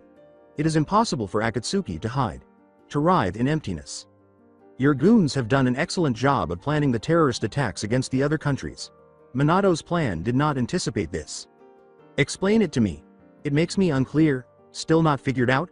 Perhaps the time has come to retire. Don't be condescending to me, Madara, he scowled. He jokingly said, I don't want you to have a heart attack either. The Yellow Flash is a real genius. He provided you with the list in an attempt to undermine your global dominance campaign and conquest. Or to buy an invasion some time. That explains why the troops are demoralized by raids and ransacking. My source claims that Akatsuki intends to invade the country in full at some point this year. The element of surprise has been thwarted, based on the inlet my source has on Minato. He will definitely act hurriedly, in my opinion. With a determined gleam in his left eye, Danzo crossed his fingers. It shouldn't be an inconvenience to add up the 4 cages. 6 weeks are allotted for the last Chunin exam stages. Additionally, this will take precedence over the neutral territorial requirements to host the cage daimyo meeting. Unfortunately, there is not much time left. You can't afford to wait that long, in my opinion. What do you propose? Don't send all of them, Danzo said, furrowing his brow. Strike Uzushio while you still have the chance. They ought to be hindered by a detachment force. This ought to convince them to send reinforcements to Konoha with the 4 cages. After giving it some thought, Danzo looked out the window, where he could see the bright streaks of moonlight shining down on the Hokage Tower just beyond the horizon. He had to make sure Madara wasn't planning to sabotage Konoha in a number of ways, because anything that went south could be disastrous. It was already a quarter to midnight. If necessary, I can deploy only 40,000 of them. With the addition of Orochimaru's beasts, perhaps 10,000 will suffice. However, you haven't provided me with any convincing proof of Uzushio's existence. You don't. However, my source claims that Uzushio will broadcast to the 5 great shinobi nations in roughly 15 minutes. How are you certain that there isn't a conspiracy here? A mirage? I'm sorry to see our friendship wane. Madara stood motionless and indifferent. You don't, as I mentioned. I am merely a messenger. Danzo's eyes narrowed. Very well then, he went on, I think I'm done with this. I have another business to attend to. Madara's body became twisted into a whirlpool, with the sound of a firecracker igniting. The vortex appeared to vanish through the orange mosque's right eye opening. As a result, Danzo's office was in disarray, with papers that had been neatly arranged on the desk now all over the floor. Danzo let out a sigh. Uzushio. The red-haired Yondaime sovereign slammed her fist through the desk, saying, that lunatic. How could he? The desk shattered in 2. I swear once I get my hands on that old war hawk, he's going to wish that he was never born. Minato scowled without answering her. Then he smiled as the door was opened. Initially, Shizune was accompanied by the 2 Sannin. The Ino Shikacho, Shibi, Sume, and the rest of the Uchiha family were behind her. Minato gave them a greeting that was not joyous. What's the death toll, sensei? According to Myobukuzen's scouts, the death toll is at 60,000 and rising. Such madness, Makoto said, gripping her hands tightly. All those innocents, forever lost. This is not good news. Your plan has backfired. There's no hope if every nation branded us their enemy. Fukagu grumbled. We must evacuate Uzushio and start over elsewhere. And where shall we go? You were not here since the reconstruction. You couldn't even imagine the power of Uzushio and how strong its defense capabilities are. Inoichi exploded. Watch your tone, Yamanaka. I'm still your superior, Fukagu growled. That's enough. Kushina cried passionately. Minato. Explain to them while I deal with this awful headache. He said, right, clearing his throat. The sea itself serves as Uzushio's ultimate weapon and defense, and Kushina is in charge of the whirlpools. Uzushio is surrounded by a massive fortress of water, the Uzu Fields. And Uzumaki can control the water by inserting their chakra into the cauldron, in the altar beneath the palace. Kushina can create multiples or control the size and movement of the raging tide by channeling her chakra through her chakra chains that are thrown into the sea. If the enemy is to survive the Uzu Fields unscathed, she must use her power to create a huge whirling tide around Uzushio. The sound barrier would be broken by the nearly 200-meter high whirling tide that surrounds Uzushio. The extremely dense water wall was impenetrable from the inside or the outside. Almost 3/4 of the Akatsuki members had assembled in the briefing room, Minato noticed. There was a lot of muttering, gossiping, and unison as they said, the wall is predicted to withstand an attack from 500,000 shinobi. Jiraiya was beckoned to come forward by Kushina's gaze. I assume you're curious about your son and his group. Tell me if he's okay. He could be dead. Jiraiya slapped his lips in an annoying manner, but his joke was interrupted when Kushina curled her fist and gave a panther-like growl. He's more than fine, he said. Team 7 has already been contacted by Zabuza and his rant, and they are currently being escorted to the rendezvous location. What are the outcomes? Minato inquired. Their mission to AIM was a conspiracy, just as you expected. My sources claim that Danzo has labeled them rogue ninjas and issued an arrest warrant for them. Minato scowled profoundly. However, the woman on his team is really fascinating, even enough to pique Tsunade Haime's curiosity. And if she still has allegiances to Danzo after all of this, things could get complicated. You mean the daughter of Mebuki? Sakura Haruno? Tsunade hinted, can you tell? According to the information I gathered, she had that at one point in her life. She and the Salamanders had struck a blood pact.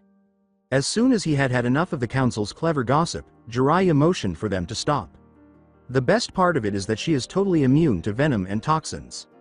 He laughed at the deadpan council, adding, she even fought against Hanzo himself and lived to tell about it. A salamander's cell has the ability to quickly repair damaged tissue and mend wounds. When Sakura commanded the salamanders to tend to the injured bridge builder, this information was obtained. Your Genesis rebirth could easily be matched by this healing process. Her potential would be enormous if you were to train her, in my opinion. Tsunade laughed. Knowing how much Naruto loved Sakura and how he would constantly yap about her, Kushina cupped her chin in contemplation. Tell me about their relationship, Jiraiya, Sama. Heh. Their relationship is comparable to yours and Minato's, if I may make that suggestion. Kushina turned away from the crowd after noticing that her cheeks were too red. Her husband said, we should get started, Kushina. Blue light shone down on her like a spotlight as Kushina wove in a beam of fluorescent and several hand signals. Every cage was looking up as Kushina's enormous image projected over the sky, visible to everyone from Nami no Kuni to the 5 great shinobi nations, including Team 7 on Nami no Kuni's outer skirts. Kushina then pretended to cough, and her voice was almost as loud as thunder. Hello, good morning. Good evening, shinobi from all over the world. Uzumaki Kushina is my name. Mother of Konoha's Crimson Fox Uzumaki Naruto and spouse of Namikaze Minato the Yondaime Hokage. With mutual respect and dignity, I come to you to announce the rebirth of a country that has been lost for over 20 years. I'm pleased to present to you the new Uzushiokager no Sato, who has risen from the ashes. Akatsuki's main office. Many people from all over the continent were in awe of a country that had been hiding among them for almost 10 years. A circular overview of Uzushio was being shown, as if it were being filmed from a helicopter. Among other things, the magnificent white Uzumaki Palace was visible. My ancestors, who were descended from the Senju clan and the late Emperor Arasaka of the Edo period, founded Uzushio. They had discovered an island off the coast of Nami no Kuni when the Uzumaki clan was founded more than a century ago. During the time of Uzushio, they wore the surname Uzumaki on a land encircled by raging tides. There were just 3 sovereigns, or leaders. As the sole surviving member of the Uzumaki clan in Uzushio, I became the Yondaime sovereign and the first female ruler of Uzushio. As a leader, my job is to spread the lost wool of fire throughout the world, just like Senju Hashirama did so many years ago. These sovereigns were elected to lead Uzushio, and only specific candidates from the Uzumaki clan are able to be elected sovereign, similar to the cage system. As you are aware, the will of fire has been alienated by evil and insane men who have a craving for desire for power. These were some of the numerous reasons that led to my husband and I being banished and having to leave our 2-week-old son in the custody of my prosecutors. The world has been plunged into bitter turmoil after 10 years of witnessing the man who was in charge of Minato's abdication. Poverty began to spread like locusts. Numerous innocent people were forced into slavery. You asked them. As long as I live, I promise to fight against tyranny and corruption. For 6 years, my people have been stealing from the poor and giving it back to them. Those who continue to support corruption and do nothing about it will suffer harsh consequences. Akatsuki had nothing to do with the conspiracy to kill thousands of innocent people that occurred this past week. Those who wish to destroy Akatsuki and its objectives of bringing about world peace, prosperity, and tranquility planned it. My thoughts and prayers are with the loved ones who perished in this tragedy. After the world has been purified of all corruption and evil, I will bring this to pass. Minato and I will bear full responsibility for allowing malevolent individuals to gain power, even at the expense of our lives. With pride, she boasted. When he heard the final words, his heart was pounding against his ribs, and then a hand reached out and tapped him on the shoulder. Naruto turned around just in time to see a sobbing Sakura lazing into him and embracing him while saying incoherently, I'm so sorry. I'm never sure. Konoha. A few moments later, Danzo, flanked by his 2 bodyguards, Torun and Fu, both thinking the same thing, watched as the projected image of Kushina disappeared into thin air. Torun promised that this may have an impact on the future alliance. Don't be alarmed. Her statements are without merit in the absence of strong evidence. Hokage. Sama, what orders do you have? What? Fu inquired. Danzo's gaze hovered passively over the Hokage monument's horizon. Get the troops together, 5,000 or less. Additionally, assign them to Nami no Kuni. After that, have them attack Uzushio in full force. Time is of the essence. Hello. Madara stood on a statue of himself just a few kilometers west of Konoha, across from the statue of Senju Hashirama, which commemorated the great battle that took place between Madara and Hashirama many years ago in a valley known as the Valley of the End. Madara remarked, I see everything is going according to plan. Beside him was the holographic form of Kisame. The children will be met by Minato, Kushina, and the other at the bridge builder's location in Nami no Kuni. Why did you withhold everything from Danzo? I'm lost in a maze, much like a rat. We must purchase an additional 3 years of time for the Geto Mazo. We can avoid the 5 great shinobi's unwanted attention by starting a war. Playing both sides I see, said Kisame with a sly smile. Quickly. In order to obtain the Biju for Mugen Tsukuyomi, we will apprehend the remaining Jinchuriki. It is imperative that the world endure perpetual suffering and hopelessness until that time.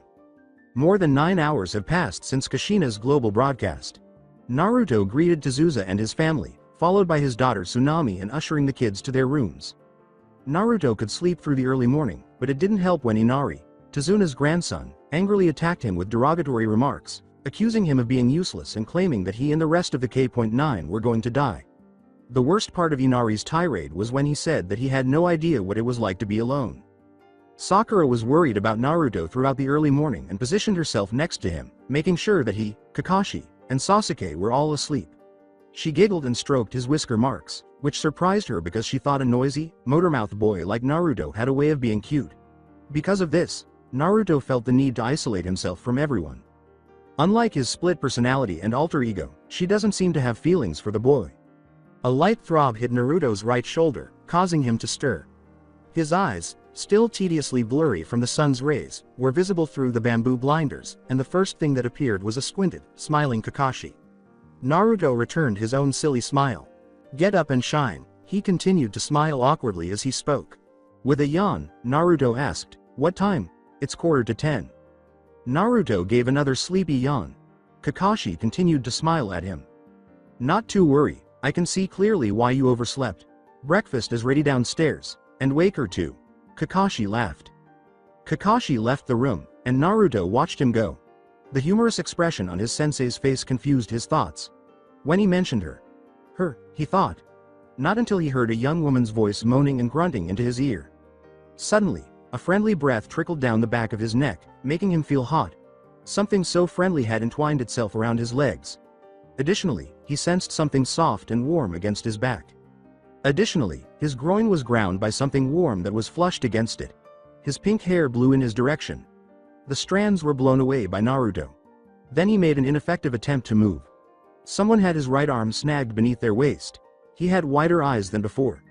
Kushina was the only woman in his life who had ever woken up beside him. Usually, he was cradled in her embrace. It wasn't his mother, though.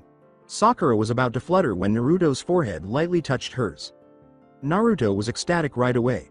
Sakura would never have slept with him, so this had to be a dream, waking up and cuddling next to the girl of his dreams.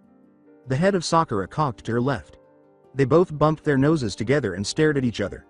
Their lips were only inches apart, and judging by her horrified expression, Naruto felt a knot tighten inside his throat. He flushed. Sakura's lovely body was overlapping his right arm, and Naruto saw that his right hand was caressing her left, underdeveloped chest. Knowing it was too late to save his own behind, he let go. Fake smile, Naruto said, morning Sakura-chan. Just as everyone in the house was about to witness Sakura shouting, PVERT, and punching Naruto through the second story wall, she let out a scream from the top of her lungs.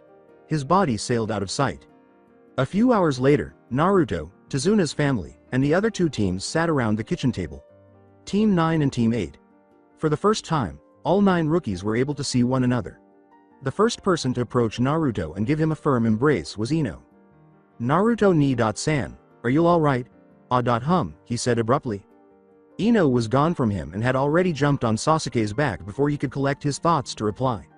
Similarly, Sasuke glared up at her, his brooding intensifying the evil intent to kill in his eyes. Sasuke said, "What are you doing? Get off me. Ino, you pig. Get the hell off Sasuke." Sakura leapt in and attempted to grab Ino by the collar. With their teeth gritted and growling, they both butted foreheads like battering rams and crashed into a castle gate. What in the blazing hell? Billboards. Sasuke-kun is off. Limits to everyone except me. Says who? Sasuke-kun has not been taken yet. By all means, it's fair game. Sakura put more pressure on Ino's forehead and gave him an evil growl. Similarly, Ino growled back in a similar manner. Like a tug of war, their heads were bouncing back and forth. Then, with a cunning expression on her face, Ino chose to back off. She then began to laugh and gestured toward Naruto. "Oh. I totally forgot about early this morning. I didn't get that much sleep because you were busy making out with your boyfriend," she laughed menacingly. Everyone, including Sakura, gave her a confused look. She screamed, "Pig, Naruto is not my boyfriend." Still grinning, I said, "Really, why did you sleep with my Ni-san?" Kakashi gave a headshake. Why is she unable to decide who she wants to date? Sakura said nothing indifferently. Naruto's cheeks were 100 shades of red, and she looked at him. "Stop putting words into my mouth. I never slept with Naruto. I just fell asleep, that's all. You want to know the reason why I was next to him? Naruto was having nightmares. I just was too weary from the trip to return to my covers." Ino was unsure. "That doesn't explain why you were cuddled next to him, arms and legs intertwined with his. Not to mention that you were grunting and whimpering and moaning. Namikaze-kun. Oh, well, more difficult." Whether it was anger, embarrassment, or raging hormones, Sakura's face erupted like magma, and Kakashi closed his orange book and made the decision to stop Ino's nagging before things got out of hand. "Ladies, that's enough." Looking out from the longhouse, Kakashi saw a group of people in black capes coming from the northeastern side of the woods. With his keen ninja eye, Kakashi was able to see his sensei's face in the center of the pact. A face he hadn't seen in person for almost 12 years. And the redhead next to him, who was undoubtedly Minato's wife. Pointing to the door, Kakashi said, "We have company." Son of the Sandaime Hokage and second generation Inishikacho's instructor, Sarutobi Asuma, stood on Kakashi's right, while his girlfriend Kurenai, who later became the instructor for Kiba, Shino, and Hinata, stood on his left. They followed Kakashi as he went out to meet the Akatsuki members. "So you've come. Oh my. For a moment, I believed you to be Tsukumo Sensei in person," Kushina remarked. Kushina responded with a warm smile. "Good to see you too, Kushina. Sama. Sensei, it's been a while, hasn't it?" "It has," Minato concurred, "but regrettably, we don't have a lot of time to get to know one another throughout the day. Our reunion must be brief. Danzo is gathering an army as we speak. Jiraiya's sources claim that they will be finished assembling by today. So the time has come," sighed Kakashi. "How much are we discussing?" 5,000. Not to mention Orochimaru's bloodthirsty henchmen. We must move quickly and get on our way. "We should welcome the children to their families first before we start," said Kushina. Two individuals emerged from the shadows next to Kushina behind them. Haruno Mebuki and her husband Haruno Kazashi passed the Akatsuki, and Kakashi grinned wryly at the sight of Sakura leaving the long house and leaping in the direction of her parents. "Ka-san. Hey-to-san." Sakura hugged both of her parents and sobbed, asking, "How did you get here?" "We departed from that abandoned Kami village." Kazashi kissed his daughter's forehead and cupped her cheeks, saying, "I'm sorry we had to raise you in that hellhole. Now everything will be okay. Konoha will be free of corruption and all evil by the end of this month. After that, everything will return to its pre-Kyuubi invasion state." Sakura kept enlarging the embrace without responding. Hinata was fringed when Hyuga Hiyoshi's image appeared next to her and she extended her arms to embrace him, but they slipped straight through the hologram. 2. "Sama, hush, my kid, you've done me well." Hinata continued to sob. "The outcome of Operation Maelstrom will determine what happens to Konoha and us in the future. This is possibly a once-in a lifetime chance to do something for Konoha that will enhance your standing with your peers. This accomplishment will undoubtedly guarantee your place as my heir. This victory will be somewhat legendary, though. Accepting the mission and joining your teammates is all that is required. Giving up on the mission is not a sign of weakness." "I agree. Hinata shot back. All right, don't disappoint me or else. In an instant, everything you'll learn will be torn from your world. As all the children were getting to know their parents and relatives, Kushina was looking for Naruto, and she slapped her lips when she saw him crouched in the patch of iris in Tsuname's flower garden, his golden, spiky hair sticking out like a thorn on leaves. Naruto raised his head to watch his teammates and former classmates with their parents. Naruto had noticed Minato coming at him from 3 o'clock, smiling like a wolf ready to leap and bite its victim, and he pointed behind him. Naruto turned around and saw his mother about to leap on him, but as he had assumed, her red cheeks and drooling, snot, mouth concealed a malicious intent. My little boy, mommy really misses you, she echoed. The Grim Weeper sign was written all over Naruto's face as Kushina puckered her maroon lipstick, tainted lips and clung to him as if his life depended on it, swung him around in like a sack of potatoes, and gathered him in. Naruto would have backed up, but he was forced to stay motionless after remembering the flower patch was behind him and around. Naruto narrowed his eyes bitterly. Naruto was deadpan because he heard laughter in the background, and he dared not look in that direction. Kushina kissed him on both sides of his face, leaving many lipstick imprints of her lips. Even from this distance, Sakura could see Naruto's horrified expression, much to his chagrin, and a tear trickled down her right cheek, not from sadness, as she turned away from her parents to watch Naruto and his mother interacting. They were 10 paces away, but she had seen what Kushina had done to Naruto, which made her giggle. That's why he was hiding. Kakashi reasoned that he inherited Kushina's reputation as a joker and prankster from her prime. Ka-chan, Naruto exclaimed, enough, oh. Keep quiet, sweetie. Naruto recalled the other times she had used that handkerchief to wipe his face during training on lunch breaks, when she would watch Minato and Naruto spar in the palace or at the beach and wipe the blood, sweat, or dirt on his face. After taunting him about her handiwork, she decided enough was enough and took a handkerchief from her cape, damping it with her saliva that was like from the tongue, and then whipping the last of the lipstick off Naruto's face, removing it like magic.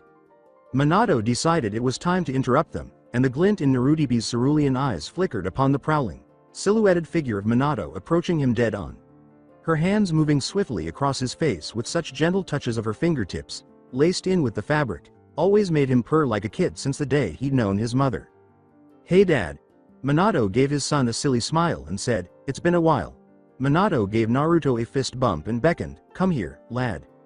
Naruto laughed as he tried to wriggle free after Minato wrapped an armament around and beneath his neck, tightening it like a python but gently, and then jammed and drilled a fist on his cranium in a ticklish manner. My boy, you still have a lot to learn. As he went on, Naruto looked up at him and said, if this had been Operation Maelstrom, your mother could have immediately gutted you. Always be cautious of your surroundings, not just in front of Ya. Darling, try not to be too harsh, it would be extremely difficult for even Kakashi to detect me. Well, he said, thoughtfully massaging his cheeks, that's obvious. It will, however, make up for his teammates' unwavering support. I've spent almost my entire life watching these kids train, so I'm pretty sure even I would find it hard to sneak up on them without Hireishin. They're skilled enough to outsmart Ibiki and his Anbu unit. Still, I wished we didn't have to send them alone, assuming that there will be 3 more Genins to join them. After drawing Kushina's attention to her toes, Minato swiftly pulled her into his muscular arms, which were half ripped and half bulky, and gave her a tender cuddle. Everything will work out just fine. I'll arrive sooner than lightning itself if there's a first indication of trouble. Naruto grinned at his parent. Child interaction and pictured him cuddling Sakura in that manner for years to come. He had to turn away to keep his blush from his parents, and when his gaze swung to the crowd, he saw 2 people with raven hairs. Itachi, who was wearing Akatsuki robes, and his mother, Aunt Mikoto, standing next to him. Damn, Naruto thought. Naruto's eyes flashed with excitement. He had seen her for many years, and she was still beautiful. He couldn't even fathom how a young woman like her could have a full-grown son who was now a man. Itachi appeared older than her son, and he wondered how many women he had met in his lifetime had looked too young for their age. Granny Tsunade appeared to be so post-50 that she was old enough to be Minato's mother, but her youth from Genesis Rebirth made her appear to be in her mid-20s. Putting those thoughts aside, Naruto found himself pushing in Mikoto's direction when he heard 1,000 birds chirping. A shadow darted around the corner of his left eye, and to his horror, it was Sasuke, charging in with a Chidori that was shaped like a lightning gauntlet around his right arm, cursing, I'm going to kill you traitors. He was aware that rage was pulsing through his veins. He heard Mikoto gasp without taking his eyes off Sasuke. Itachi. just like Namikaze had done in the Genin exam, grabbed Sasuke's Chidori by the wrist, inches from his face, and twisted it counterclockwise, causing Sasuke to fall to his knees and scream in agony as the Chidori dwindled into nothing. Naruto's gaze was diverted from Sasuke by the sound of a hand meeting flesh, possibly clenching a broken wrist. Itachi was slapped by Makoto. Itachi looked at her pityingly. Makoto gritted her teeth and turned to face her youngest son, unable to think of the right words to say and unsure of how to approach him. "Kun Sasuke." She knelt beside him and cupped his sore wrist into her tendered hands. "How I miss you. For the past 6 years, my heart has been empty. When he removed you from our presence, I had trouble eating and sleeping.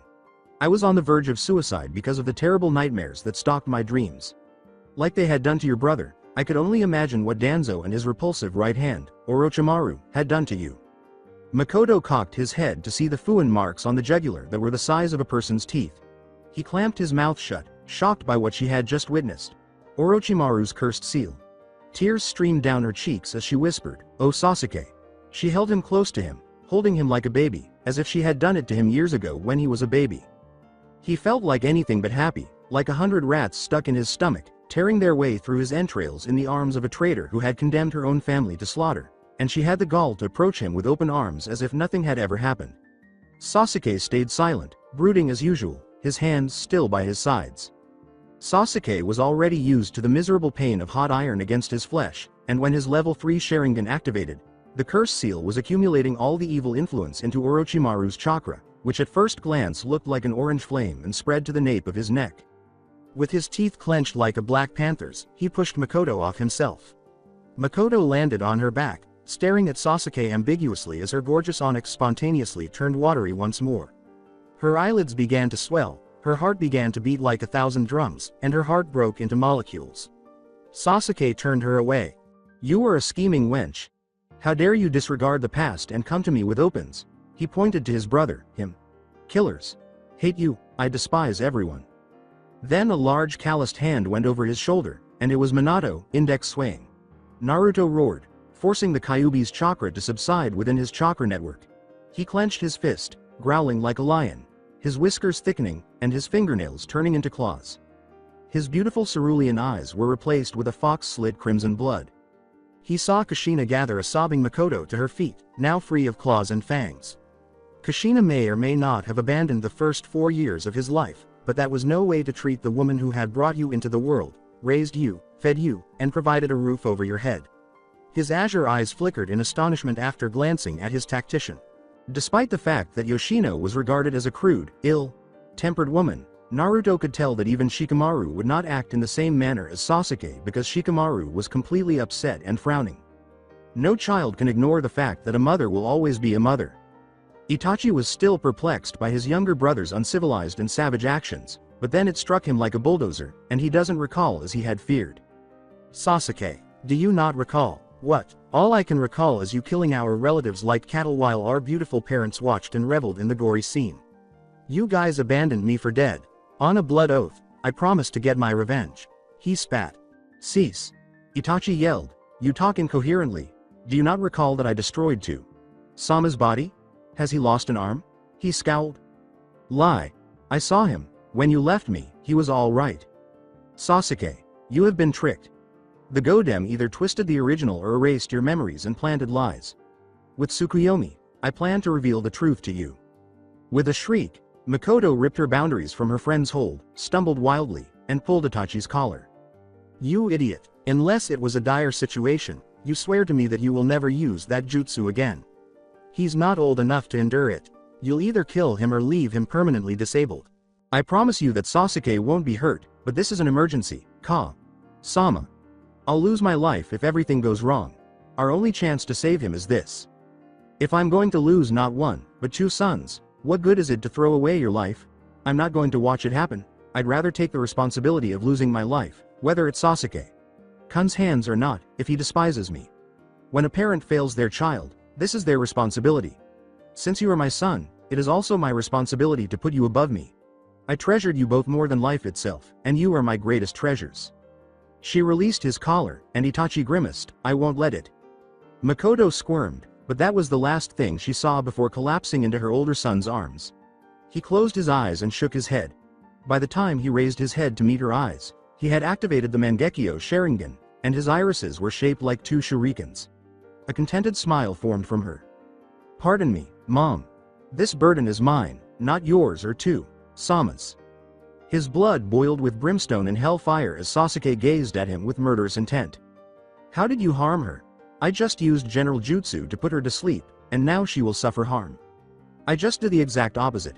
To relive lost memories and to make up for and bring joy to one's suffering and despair. See the truth that Danzo has been keeping from you by looking into my eyes." Itachi exclaimed, "Tsukuyomi," as Sasuke glared at them. He fell, just like his mother, and said, "It is done." Kurenai's lips formed a straight line, and Asuma's cigar fell from his lips. Kakashi's expression was impassive, but theirs was passive. Kurenai exclaimed, "That isn't possible, he couldn't have recited that much information." The symptoms were exactly as described in the archive, and victims who were not tough enough would go into shock just by being in the general jutsu. Kakashi was astonished by the power of the Mangekyo Sharingan, believing it to be more than legendary. However, after obtaining the curse seal from Orochimaru, his endurance was able to negate the shock. It was documented in the Shodai Hokage's journal that the world of Tsukuyomi is like 24 hours in the span of several minutes in reality. "How did you come by with this information?" she asked, staring at him as if he had grown two heads. "It ought to have been categorized." "Yes, it is. After I obtained Obito's Sharingan, the Sandaime Hokage gave me permission to record the jutsu of the Uchiha clan. Notes from that journal, but that didn't stop me from looking for more details." He smiled beneath the mask. The three looked at Minato coming toward them with Naruto in tow. "Just thinking that you would have been caught like a mouse in a trap if it wasn't for me. Brings back stupendous memories, and the repugnant ones," he thought. He joked, that was an understatement, and they laughed. "You've grown into a fine woman, Kurenai." She blushed as she ricocheted to the soles of her feet. "Asuma was very fortunate to land you. That I know from experience."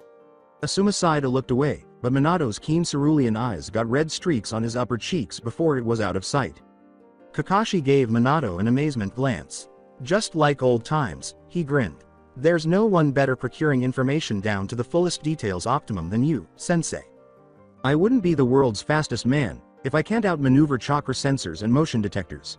He boasted proudly, while Kakashi sighed. Minato then steered his eyes back on Kurenai. "Your father was one of the great losses that night. He was a decent man. I've gained a lot of knowledge." There was a glint of darkness in her eyes, and she was unable to express her gratitude to him. Minato laughed as Sasuke regained consciousness at the same moment as his mother. "Speaking of the little devil," Minato said. "Sasuke's awake," Naruto cried out. The other Uzumaki families grew to know one another. Sasuke sobbed in Mikoto's arms and begged for his forgiveness, which she gave him. Fugaku took advantage of this opportunity to appear. Sasuke almost deadpanned, staring at the right shoulder that had once had an arm. Itachi was right. This was a joyous occasion as the Uchihas were reunited once more and became the final member of the Uchiha family. When Naruto first saw Sakura's parents, he was 4 years old. He recalled the times she had slapped him with the broom over the years when she had either seen her close to her daughter or when he had snuck into her bakery and stolen some blueberry muffins. Mebuyuki formally apologized to Naruto for her previous berating treatments. He looked at Hinata as Minato greeted her, and just like with him, her face flushed. After Minato patted her on the head, she fell into a deep sleep, and Naruto couldn't understand why she was always dealing with fevers. Now that his father was having the same issue, but sadly for him, Minato knew Hinata was in heat, so Kushina angrily came to him and slammed her fist down on his skull. The words, "pedophile," made Naruto chuckle. Minato smiled sheepishly as he mockingly retorted that Hinata was just like her mother. Naruto saw a tinge of jealousy in her, but Minato quickly pressed his lips to hers forcefully, erasing any resettlement and jealousy that had accumulated within Kushina. He shook his head in retaliation, wondering how sensual his foolish, boisterous mustered the derisory notion. He reflected what had happened during her and Sasuke's private conversation, and he knew that she was looking at him. She was looking at his split self, Namikaze. Based on the grim expression on her face, he deduced that Sasuke had rejected her once, or that she had come to break his heart by revealing the bad news that she and Sasuke are officially a couple. "What has brought you here, Sakura-san?" Namikaze was asked. Sakura looked down at her toes, flushed. She was afraid of both Naruto's opinions. Uzumaki examined her face, which resembled Hinata's in that her cheeks were crimson. He had wondered if Sakura shared Hinata's fever. He thought that must be it. Namikaze furrowed his brows. I just wondering that you can go on another date with me, Namikaze.kun. That's it for today. I hope you guys enjoyed this great story. See you in the next one.